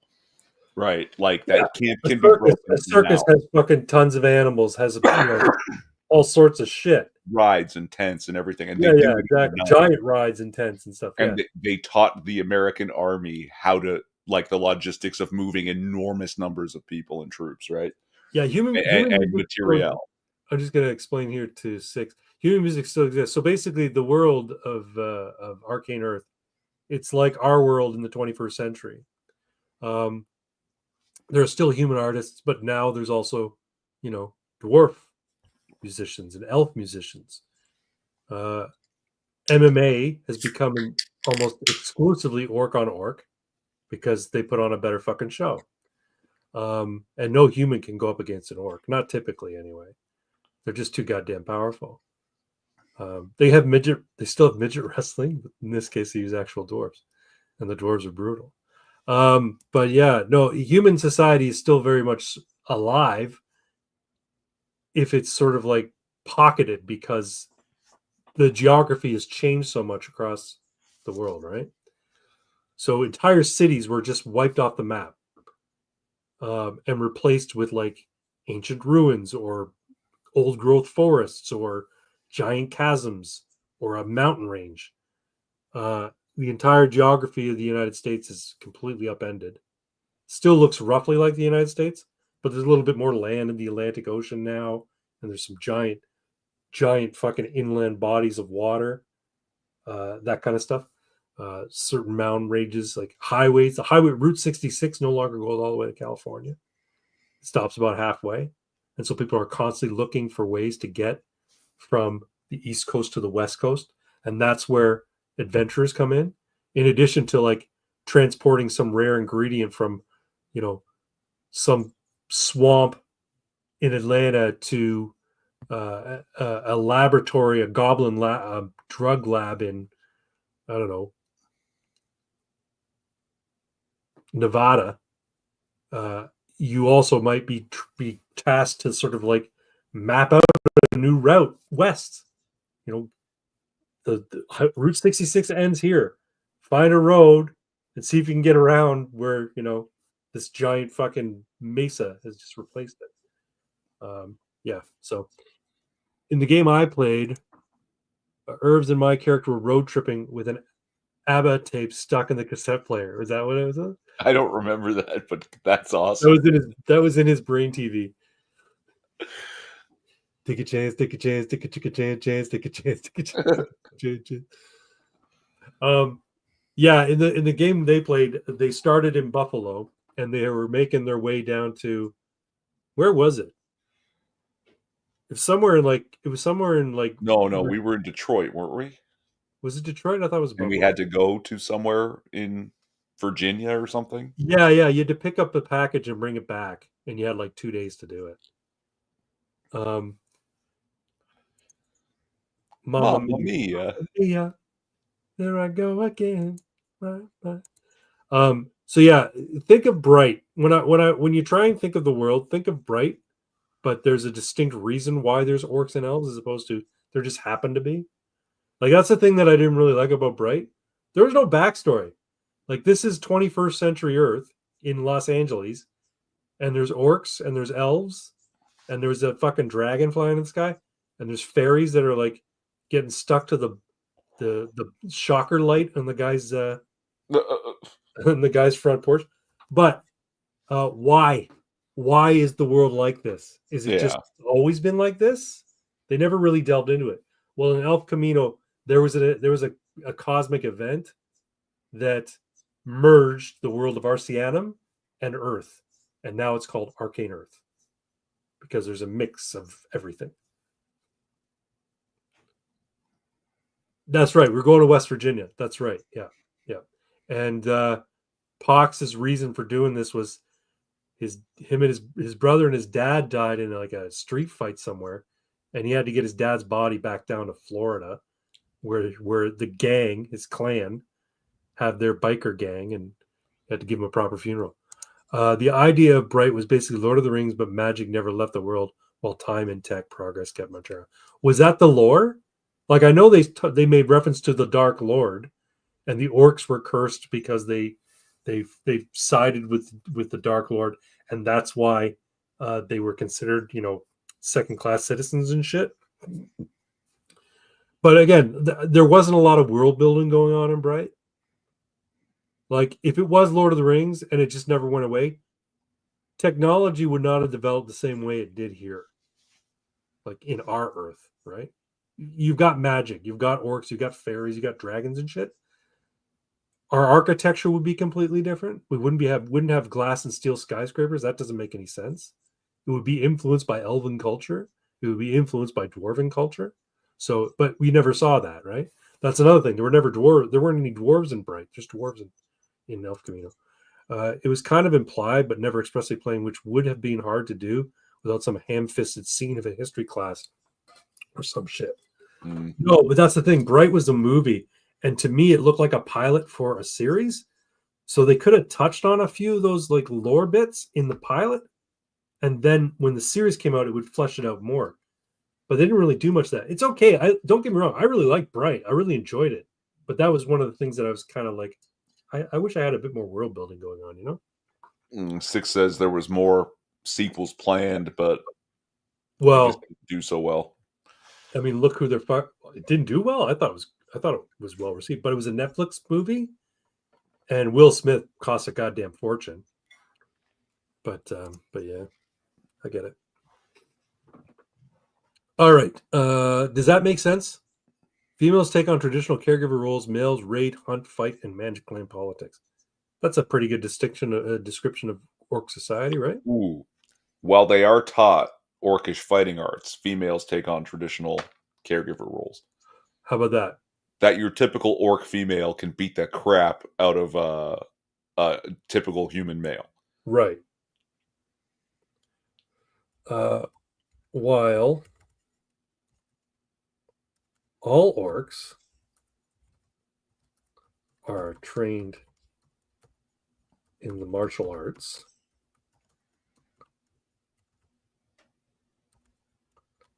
females not capital. Females take on traditional caregiver roles. How about, well, all orcs are powerful combatants. Sure.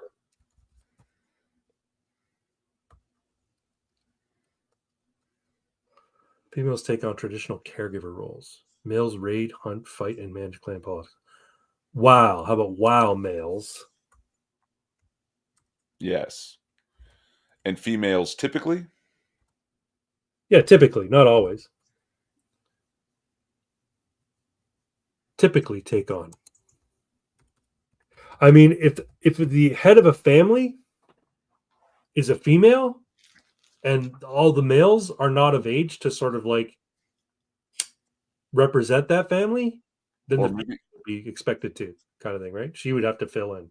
Hmm. Single mom has to fucking work a job, has to go on those raids and take care of the kids.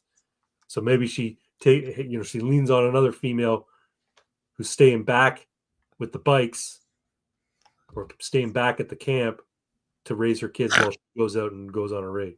While males raid, hunt, fight, and manage clan politics. Too bad Will Smith lost his acting ability when he got cucked by a teenager. And then Six replies, Jada was a mistake. Oh, man. Too bad Will Smith lost his got cucked by a teenager. Yeah, didn't she like fuck his son's friend? Isn't that what ended up happening? Jada Pinkett Smith started fucking his son's friend. Jada was oh yeah, Jada was clearly, and she. You know what? Here's the thing. Even before the alopecia, she wasn't that fucking hot. What were you doing with her? There's plenty of other hot broads. Here's the thing. He could have had Beyonce. I guarantee he could have had Beyonce if he wanted her. I don't know. When I saw Demon Knight, I had a crush on Jada. Yeah. Right. It's a good movie. I mean, it's a terrible piece of shit. Who was she? Oh, she was the girl. She's the final girl. She was the girl who became the Demon Knight at the end, right? She's the final girl, yeah. Yeah. Okay, that's right. Yeah. And that's when I thought Billy Zane was cool. Billy Zane was cool. Billy Zane is cool. What are you talking about? He was the Phantom. You see the Phantom, yeah? He's also that guy in Titanic. Yeah, I've seen That's right. He's the bag. He's the heavy in Titanic. That's right. Reasonable orc adventurer. They're expected to go on a journey when they come of age to bring back glory, resources, or new blood to the clan. Good one. I like that. Excellent. Thanks, Pox. Orc adventurers. Orcs. How about orcs seek adventure as part of fulfilling clan obligations. When an orc reaches adulthood, they are expected to what was the phrasing you used there? To go on a journey to bring back glory, resources, or new blood. Undertake a journey. Embark on. How about that? Embark on a journey.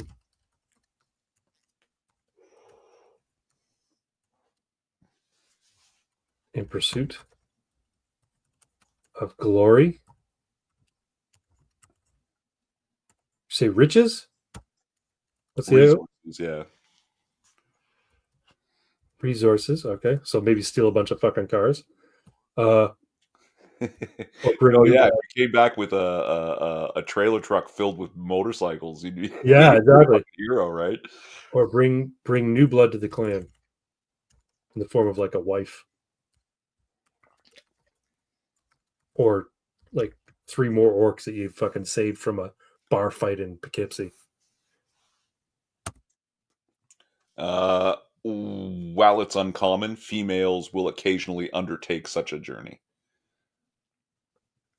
How about females?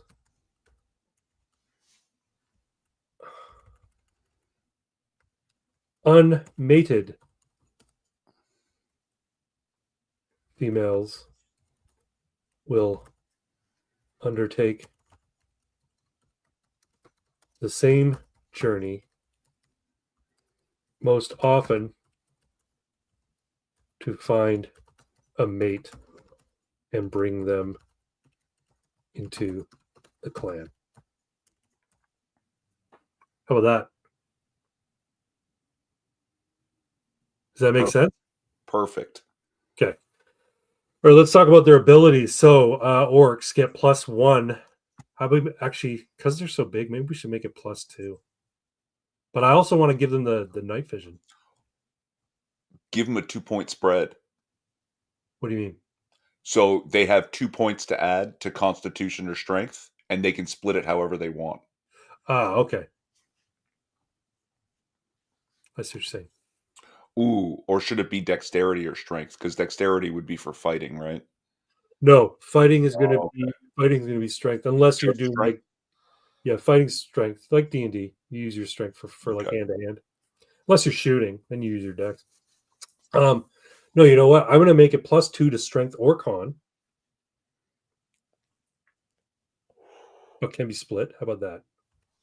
+2. How did I organize it? I put workability. No, Yeah. it's just there. Okay. +2 to strength or con. Or +1 to each. Or +1 or +1 to each.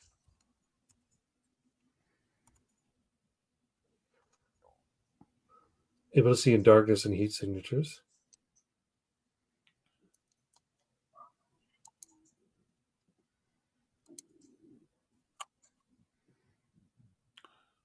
Oh, heat signatures? You want to give them the heat signatures thing too? Yeah, you know what? Maybe we'll just do able to see in darkness. It's more evolved. Able to see in darkness. D10 hit die. Yeah, orcs are fucking badass, man.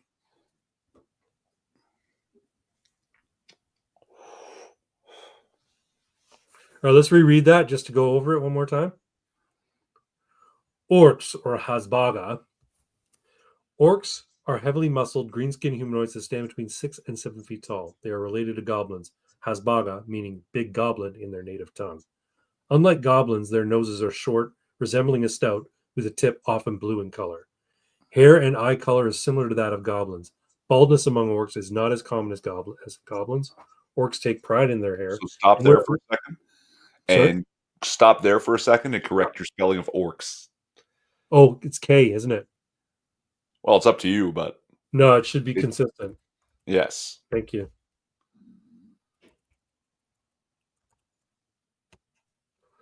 Baldness among orcs is not common. I'm just going to say it's not common.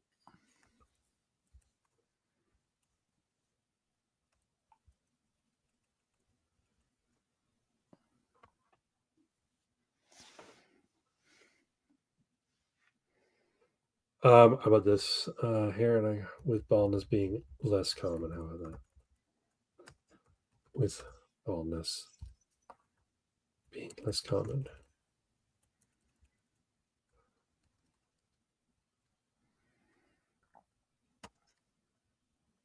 Orcs take pride in their hair.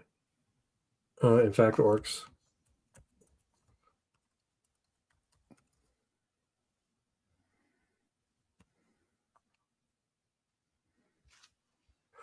Orcs begin to grow tusks in fact, comma. Sorry. Orcs begin to grow tusks from either their upper or lower jaw in adolescence. Male tusks tend to grow larger than females. I can leave that out because the growth sort of qualifies that, doesn't it? I think so. Tusks of female orcs stop growing once they reach adulthood, while the male's tusks will continue to grow throughout their life. There we go. In Arceanum, orcs formed nomadic tribes and would raid the communities of elves, surface dwarves, goblins, and even other orc tribes. On Arcane Earth, they've kept the lifestyle, but traded the wargs and giant boars for motorcycles, pickup trucks, and occasionally dune buggies. Orc clans are distinctly patriarchal. While all orcs are powerful combatants, females typically take on traditional caregiver roles, while males raid, hunt, fight, and manage clan politics. Orcs seek adventure as part of fulfilling clan obligations. When an orc, I forgot them. Oh, can you take down Pox's? Oh yeah, sure. Because I can't see what's going on down there. I'm probably going to publish novella 2 and 3 at the end of the month. Nice, cool. All right, let's continue. Orcs seek adventure as part of fulfilling clan obligations. When an orc reaches adulthood, they are expected to embark on a journey in pursuit of glory, resources, or bring new blood to the clan. Unmated females will undertake the same journey, most often to find a mate and bring them into the clan. Orcs gain the following benefits: +2 to strength or con, or +1 to each. They're able to see in darkness, and they have a D10 hit die. All right. So we've got dwarves, goblins, and orcs. Humans are humans, so I don't know what to say about them. We can do that eventually. We might just do humans. You know what we're like, and then underneath for their abilities, no bonuses. Oh, I have it. +1 to any. Yeah. +1 to any and a D8 hit die. How about +1 to any? Begin play with 1 additional action die and D8 hit die, like elves and orcs, or elves and dwarves. Perfect. Yeah, that sort of like insinuates a level of luck that they might have. About orcs, though, still. Yeah. Maybe in the adventure section there. Yeah. I don't know what you think. Pox will probably side with this. Many orcs bear tattoos, often describing their victories or accomplishments for their tribe. Yeah, okay. Would that go under adventures, or just would that go under their... Because it would have to be with success in adventure, right? It wouldn't just be... True.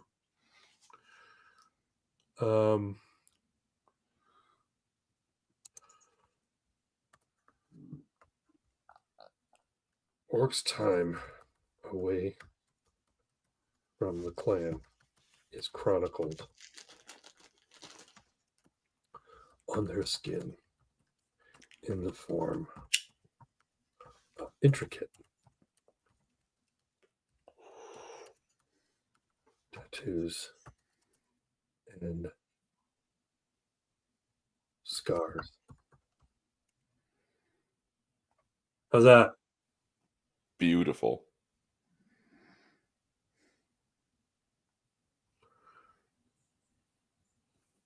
That should be N orcs.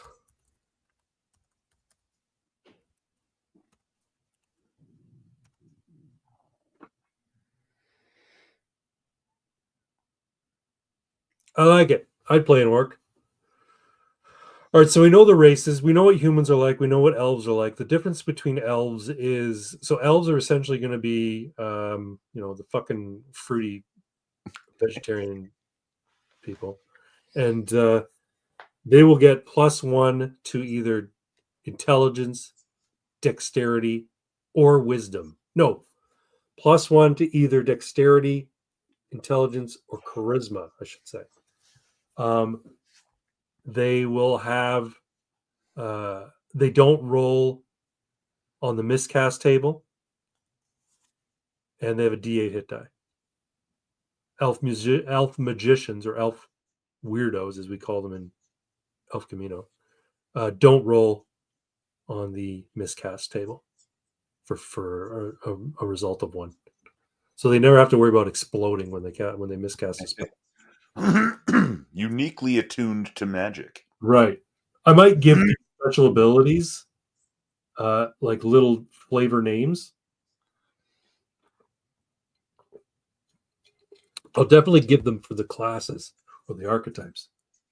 So, for instance, Engine Whisperer is right. Is an archetype for the gearhead. I've gotten rid of the mechanic, and now there's the driver. The driver and the mechanic are sort of merged into one class called the gearhead. Nice.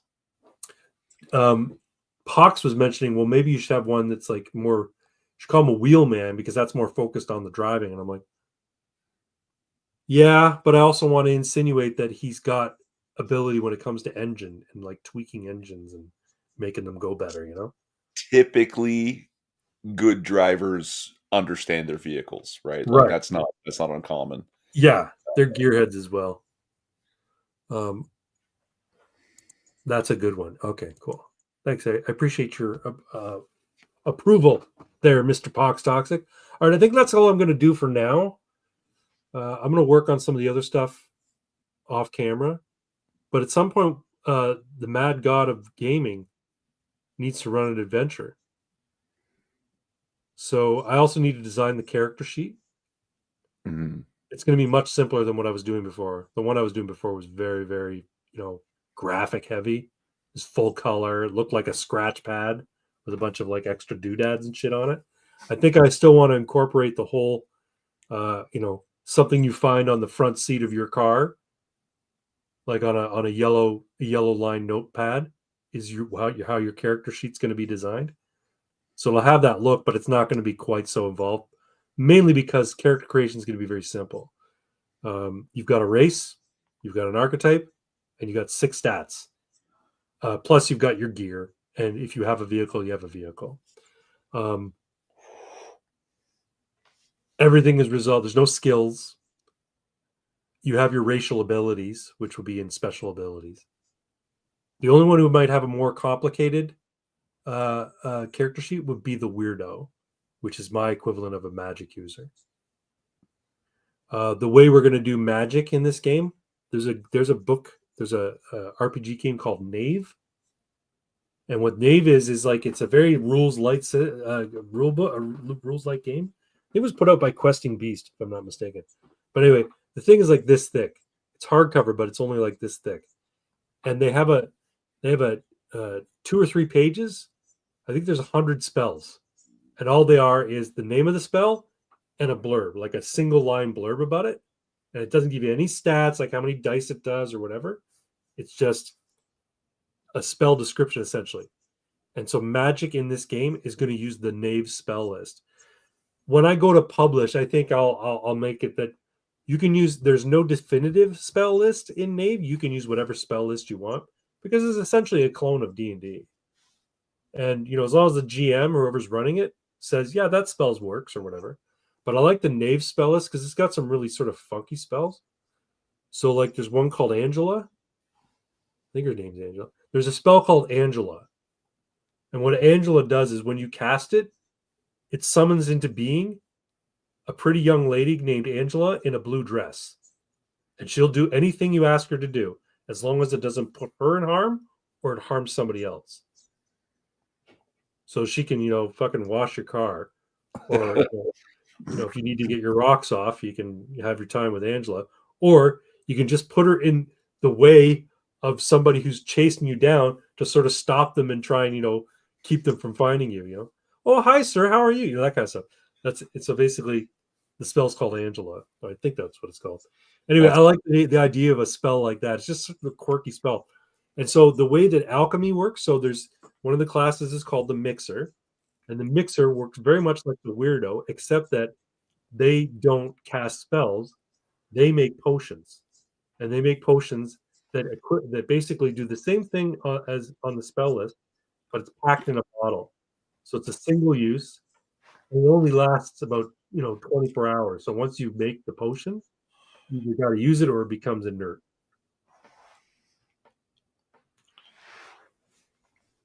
Does that make sense? And yeah, it's weird though. And as a mixer, you get so many potions. You have enough materials to make so many potions per day, and that increases as you go up in level. Things that makes it really difficult to sell them. Well, there's other concoctions you can make as a mixer that aren't potions per se. But if you want to cast spells using alchemy, it's going to work like a spell, and they only last so long. But you can make like fuel additives, and they'll be stable. You know what I mean? They'll be shelf stable, or you can but like an invisibility potion, let's say, right? If you mix up an invisibility potion, if you don't use it within 24 hours after mixing it, it just becomes inert, turns into regular water.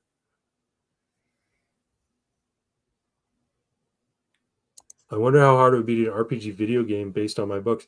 Try RPG Maker. It's actually a really cool little system. You probably could. There's lots of people who make assets for it. You can do it in an 8-bit style or a 16-bit style if you want. And it works. It's pretty simple to use. The logic is all self-contained in the game. So RPG Maker is a game you can download on Steam, and you can make games with it. And then you can upload the games to Steam, and people can play your games. Yeah, but can you make money on it, or does RPG Maker Once you buy RPG Maker, you can publish whatever you want and make money on it. You have to buy it. It's like a $35 game or tool, something like that. I have it. I paid for it. So they get a cut though? No. Interesting. Your license. You purchasing it licenses you to publish with it. Nice. I think you might have to include made by RPG Maker, but sure. Powered by. Absolutely. Powered by RPG Maker. But everybody uses Unity these days. Anyway, I'm going to stop sharing that. Let's go back to... So, nobody makes games anymore except for me. I make games. No, lots of people make games. You watch any gaming YouTube content? No, actually. I don't even watch our old friends there. They do like a... Quippers United? No, not even them. They Weibo Jones. Oh, does she do gaming? Is it Arcater and Magog and someone else? Terry that they do? Yeah, they do like an RPG. I'm not sure which system they're using or whatever, but yeah, they've been doing it for a long time. On whose channel? I think it's Magog. I'll have to look it up. Yeah, that's cool. I had no idea they did that. I thought they just did like their regular live streams. So, Mad God of Gaming or the Mad God of Games will be in good company. Yeah, I think we're going to have to run an adventure, an Elf Camino adventure. It's starting to get fleshed out now. I know how the rules will work. Once I get the character archetypes and the races all dialed in, I know the lore in my head. I can write all that down for publication later. But you know what? I watch a channel called Diversity in Dragons, and it's this old guy. I think he was born like in 1970, like me. And he runs a channel, and basically all he does is shit on the current state of gaming and RPG games, and like basically the current culture war shit with the trannies, infecting everything and cultural Marxists infecting everything. And he does these live streams with a couple of other people who are players in his little ongoing game. And it's a good channel, but while I was in the chat, I started talking with other people in the chat about my ideas for Elf Camino. And originally I was going to make a giant United States hex crawl map with certain areas that are sort of blanked out because they've been unexplored since the event. And then I was thinking, you know what? If I do a regular hex crawl map where every 6 miles is a hex, that map is going to be the size of my house. It's going to be gigantic. So what I thought I might do is instead, when I go and publish the book will come out as a regular sort of soft cover, hardcover, full color book, or maybe just a full color cover and then black and white art on the inside. I don't know yet. And but I'll package with it 3 triptych type of map art books with Surlocks binding and everything, and they will have a state, and maybe they'll be the 3 states that you're going to cross when you play the adventure that's included in the book. So you make a Pearlies. What's that? You make a Pearlies for your game, and you release more Pearlies with more. That's right. Well, I mean, the first when I first launch, I'll probably launch it on Kickstarter. To be honest, once I get all the things sort of like all the writing done, then I can work on layout and shit, and then I can source publishers and whatnot. So the idea would be the book will be published like a regular book, but in addition to it, if you back it on the Kickstarter, you'll have 3 like map art triptych sort of map books with the wire binding or the Surlocks binding, and one will cover like New York State, Michigan, and then Kentucky, or whatever 3 states that you might find yourself in the first adventure of that's included in the book, so that as you're navigating through the states, you've got a hex map with certain areas that are filled out with like, this has changed and this is exactly the same, that kind of stuff. It shows where the highways go and stuff like that. But then certain areas will be blank. So if you decide to go down that stretch of highway, well, then there'll be a table in the book that shows you how you can roll on a table and fill in what the topography is and what you might encounter there. See, but I was thinking, your boy Diversity and Dragons, who was talking about how it's all been infected by the Troons and all that. Yeah. Apparently, he hasn't heard of the entire new brand of magic I created, Gendermancy. Gendermancy. Right? It's troll magic, right? Yeah. Troll magic, I love it. Half humans and half trolls can use this magic. Yeah, and like honestly, there's a lot of healing spells, right? Like you just cast heal and it heals all their Troon surgeries, right? Or purge toxins to remove all the estradiol from their bloodstream, right? Puts them back into hormonal balance. And of course, the minor curse, right? And it's one of the worst ones, right? Because you just point at someone and yell, faggot, and they're gay. And it's a simple curse that can be removed easily, but to do so would be to suggest there's something wrong with being gay.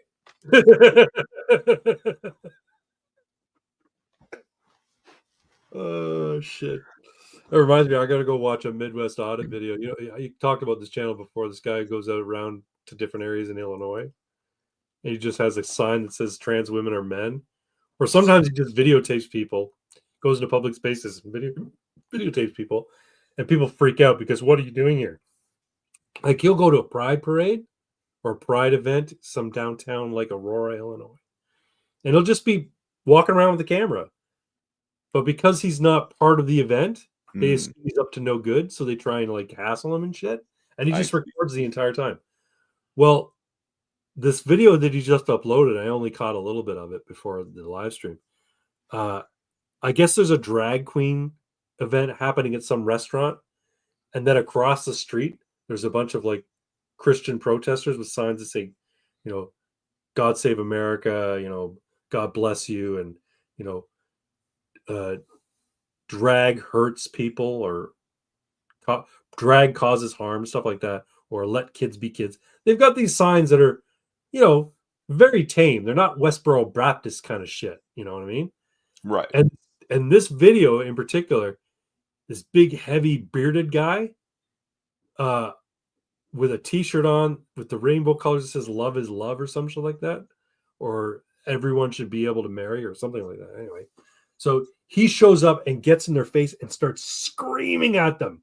Where does it say in the Constitution the word God? It does. Like he's just fucking losing his shit, and he won't stop. And they're staying calm. They're trying to have a conversation with him, but he won't stop shouting at them. And this Midwest Auto guy, he's just recording the entire fucking thing. But yeah, I got to go back and watch it. He's like a goddamn lunatic. He's like, I don't know if he was like screaming because this is the first time he's actually put himself into a confrontational position, and it's like it's to boost his sort of like courage or whatever. Like it's a mechanism, like a defense mechanism, or if he's genuinely that angry. But he seemed really angry, like very angry. So you guys are full of hate. It's like there's nothing here that's hateful. That's hateful. And he points to drag causes harm. And I'm like, how is that hateful? Like that's an opinion, first off. It's a value judgment. Fine. And then he starts calling them bigots. I'll sell it, fuck you, and pussy and cock, and I'll say all these things, and free speech, you have to tolerate it, you fucking bigot. I'm like, dude, you made your way out here to yell at these people because you can't stand what they're saying. Who's the fucking bigot? You're the bigot, you moron. Anyway, I'll go check out Wicked Guild. It's Magog's channel, Tuesdays at 7:30 p.m. on Central. Okay. How long does it normally go? A couple hours kind of thing? 6 or? You know, I've never actually watched it, eh? I'll have to give it a watch. But they've been doing it for years. That's good though. Yeah. Who's the DM? Who runs it? I think Magog. Oh, cool. All right, I have a joke because That's what we do around here. Because in addition to no one making games anymore, no one tells jokes anymore. You have a joke tonight, Mr. Twin? Not a joke, but a funny thing. I've probably told it, but I like it, so I'll tell it again. But go ahead. Oh, okay, I'll go ahead. Yeah. Again, not a joke. It's just a story I heard about some guy who's with a girl, and the girl kind of wants him to talk dirty, but it doesn't come naturally to him, so he's a little awkward about it. And she's like, just pull my hair and degrade me a little bit, right? And so he's trying to get into it for his girl or whatever. Grabs her by the hair, and what comes out of his mouth is, "Yeah, you like that, you fucking retard."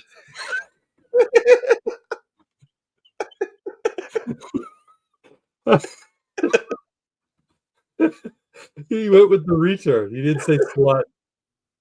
He didn't say you dirty slut.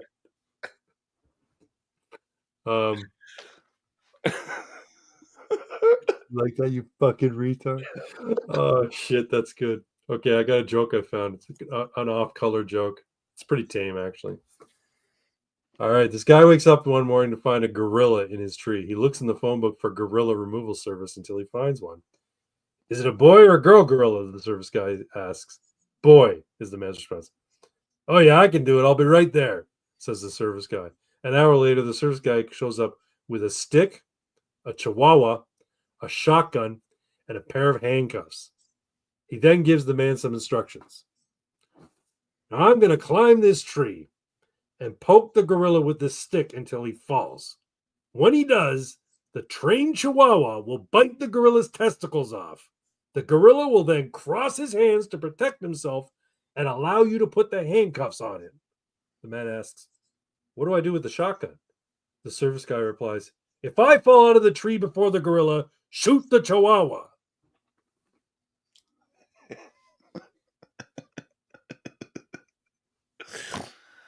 That's not bad.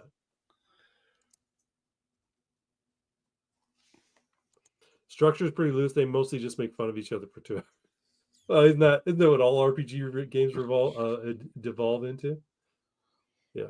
No, are you kidding? We fucking played. We played in character, damn it. We did too. We were this scared little neo-Nazi white guy, teenager, going down south with an orc. And you came upon a small town where they seemed like they were really racist. Like, we can't stay here. We can't stay here. And you fucking booked it out of there. Knife ears. Goddamn knife ears. That's the pejorative that humans who are intolerant of the newcomer races use to describe them, because all of the newcomer races have slightly pointy ears. Even the dwarves have slightly pointy ears. So everybody's a knife ear as far as they're concerned. And then there's other people who only dislike the green races.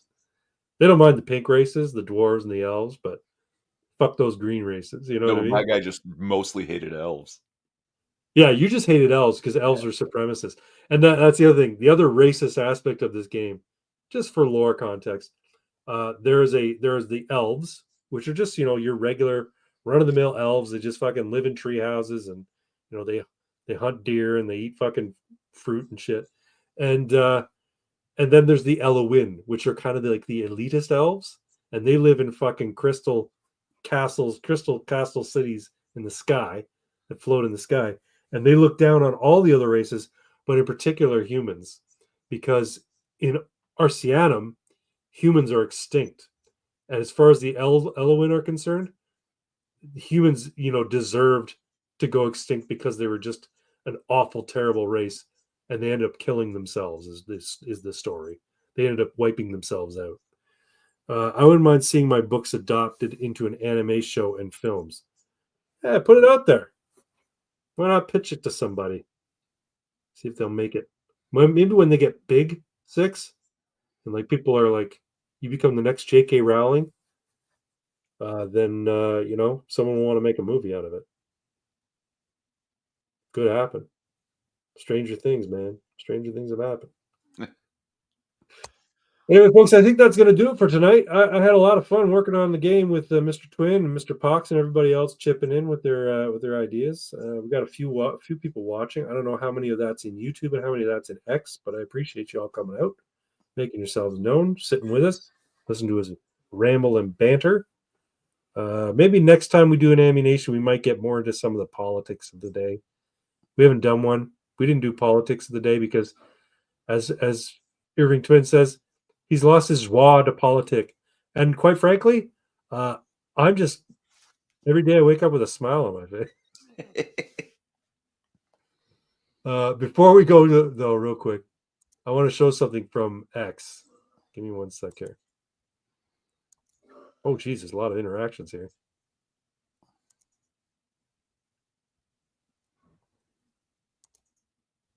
Chris Rock was right. What? I don't know what he's talking about. Oh, no, that's not what I want to do. Hold on. Present. Share screen. X. So here in Burlington, Michael Bator is my PPC representative. And Candyman put this out the other day. Or today. He said, should I do this, Michael Bator? It's Candyman standing in the street with a sign that says, let Max debate. I'm like, that's a great idea. The problem with being named Bates or Bateman or Bator is you can never become a master of anything. No, let Max, as in Maxime Bernier, debate. Yeah, I know. I'm just thinking the poor, unfortunate name. It sounds like let's masturbate. No, you can't become a master of anything. No. Masturbator. No, let Max. Masturbates. Max Bernier should debate. I think if the election gets called, who knows if it will be. I think if the election gets called before, October, Candyman might be putting on that uniform and going out into the street with a sign that says, let Max debate. Yeah, for sure. Get some eyes on it and get some people honking horns and shit. Considering the way they've cheated them out of a position by just lumping them into others so you don't count them as their own. Oh, I know. It's insane. And every time I see a poll on X that says, who do you think should deal with Donald Trump? And they don't include Maxime Bernier. So, he's going to the comments and I answer Maxime Bernier. He's the one who should be dealing with Trump. He's the only true conservative in the running. Mm-hmm. But anyway, yeah. So, yeah, Candyman's probably going to put on a uniform before too long. Nice. Oh, and there's one more thing I want to share with you before I go. Sorry, folks. I said I was ending it, and I'm not. 1 sec. It's all good. I like being shared with. What are you sharing with us? How far away is it?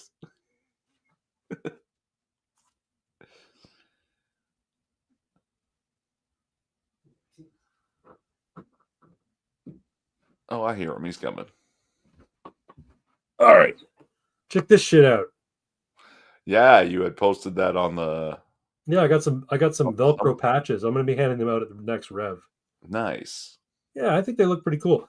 And I think this is a better maple leaf for our flag. Yeah. I think it's cooler.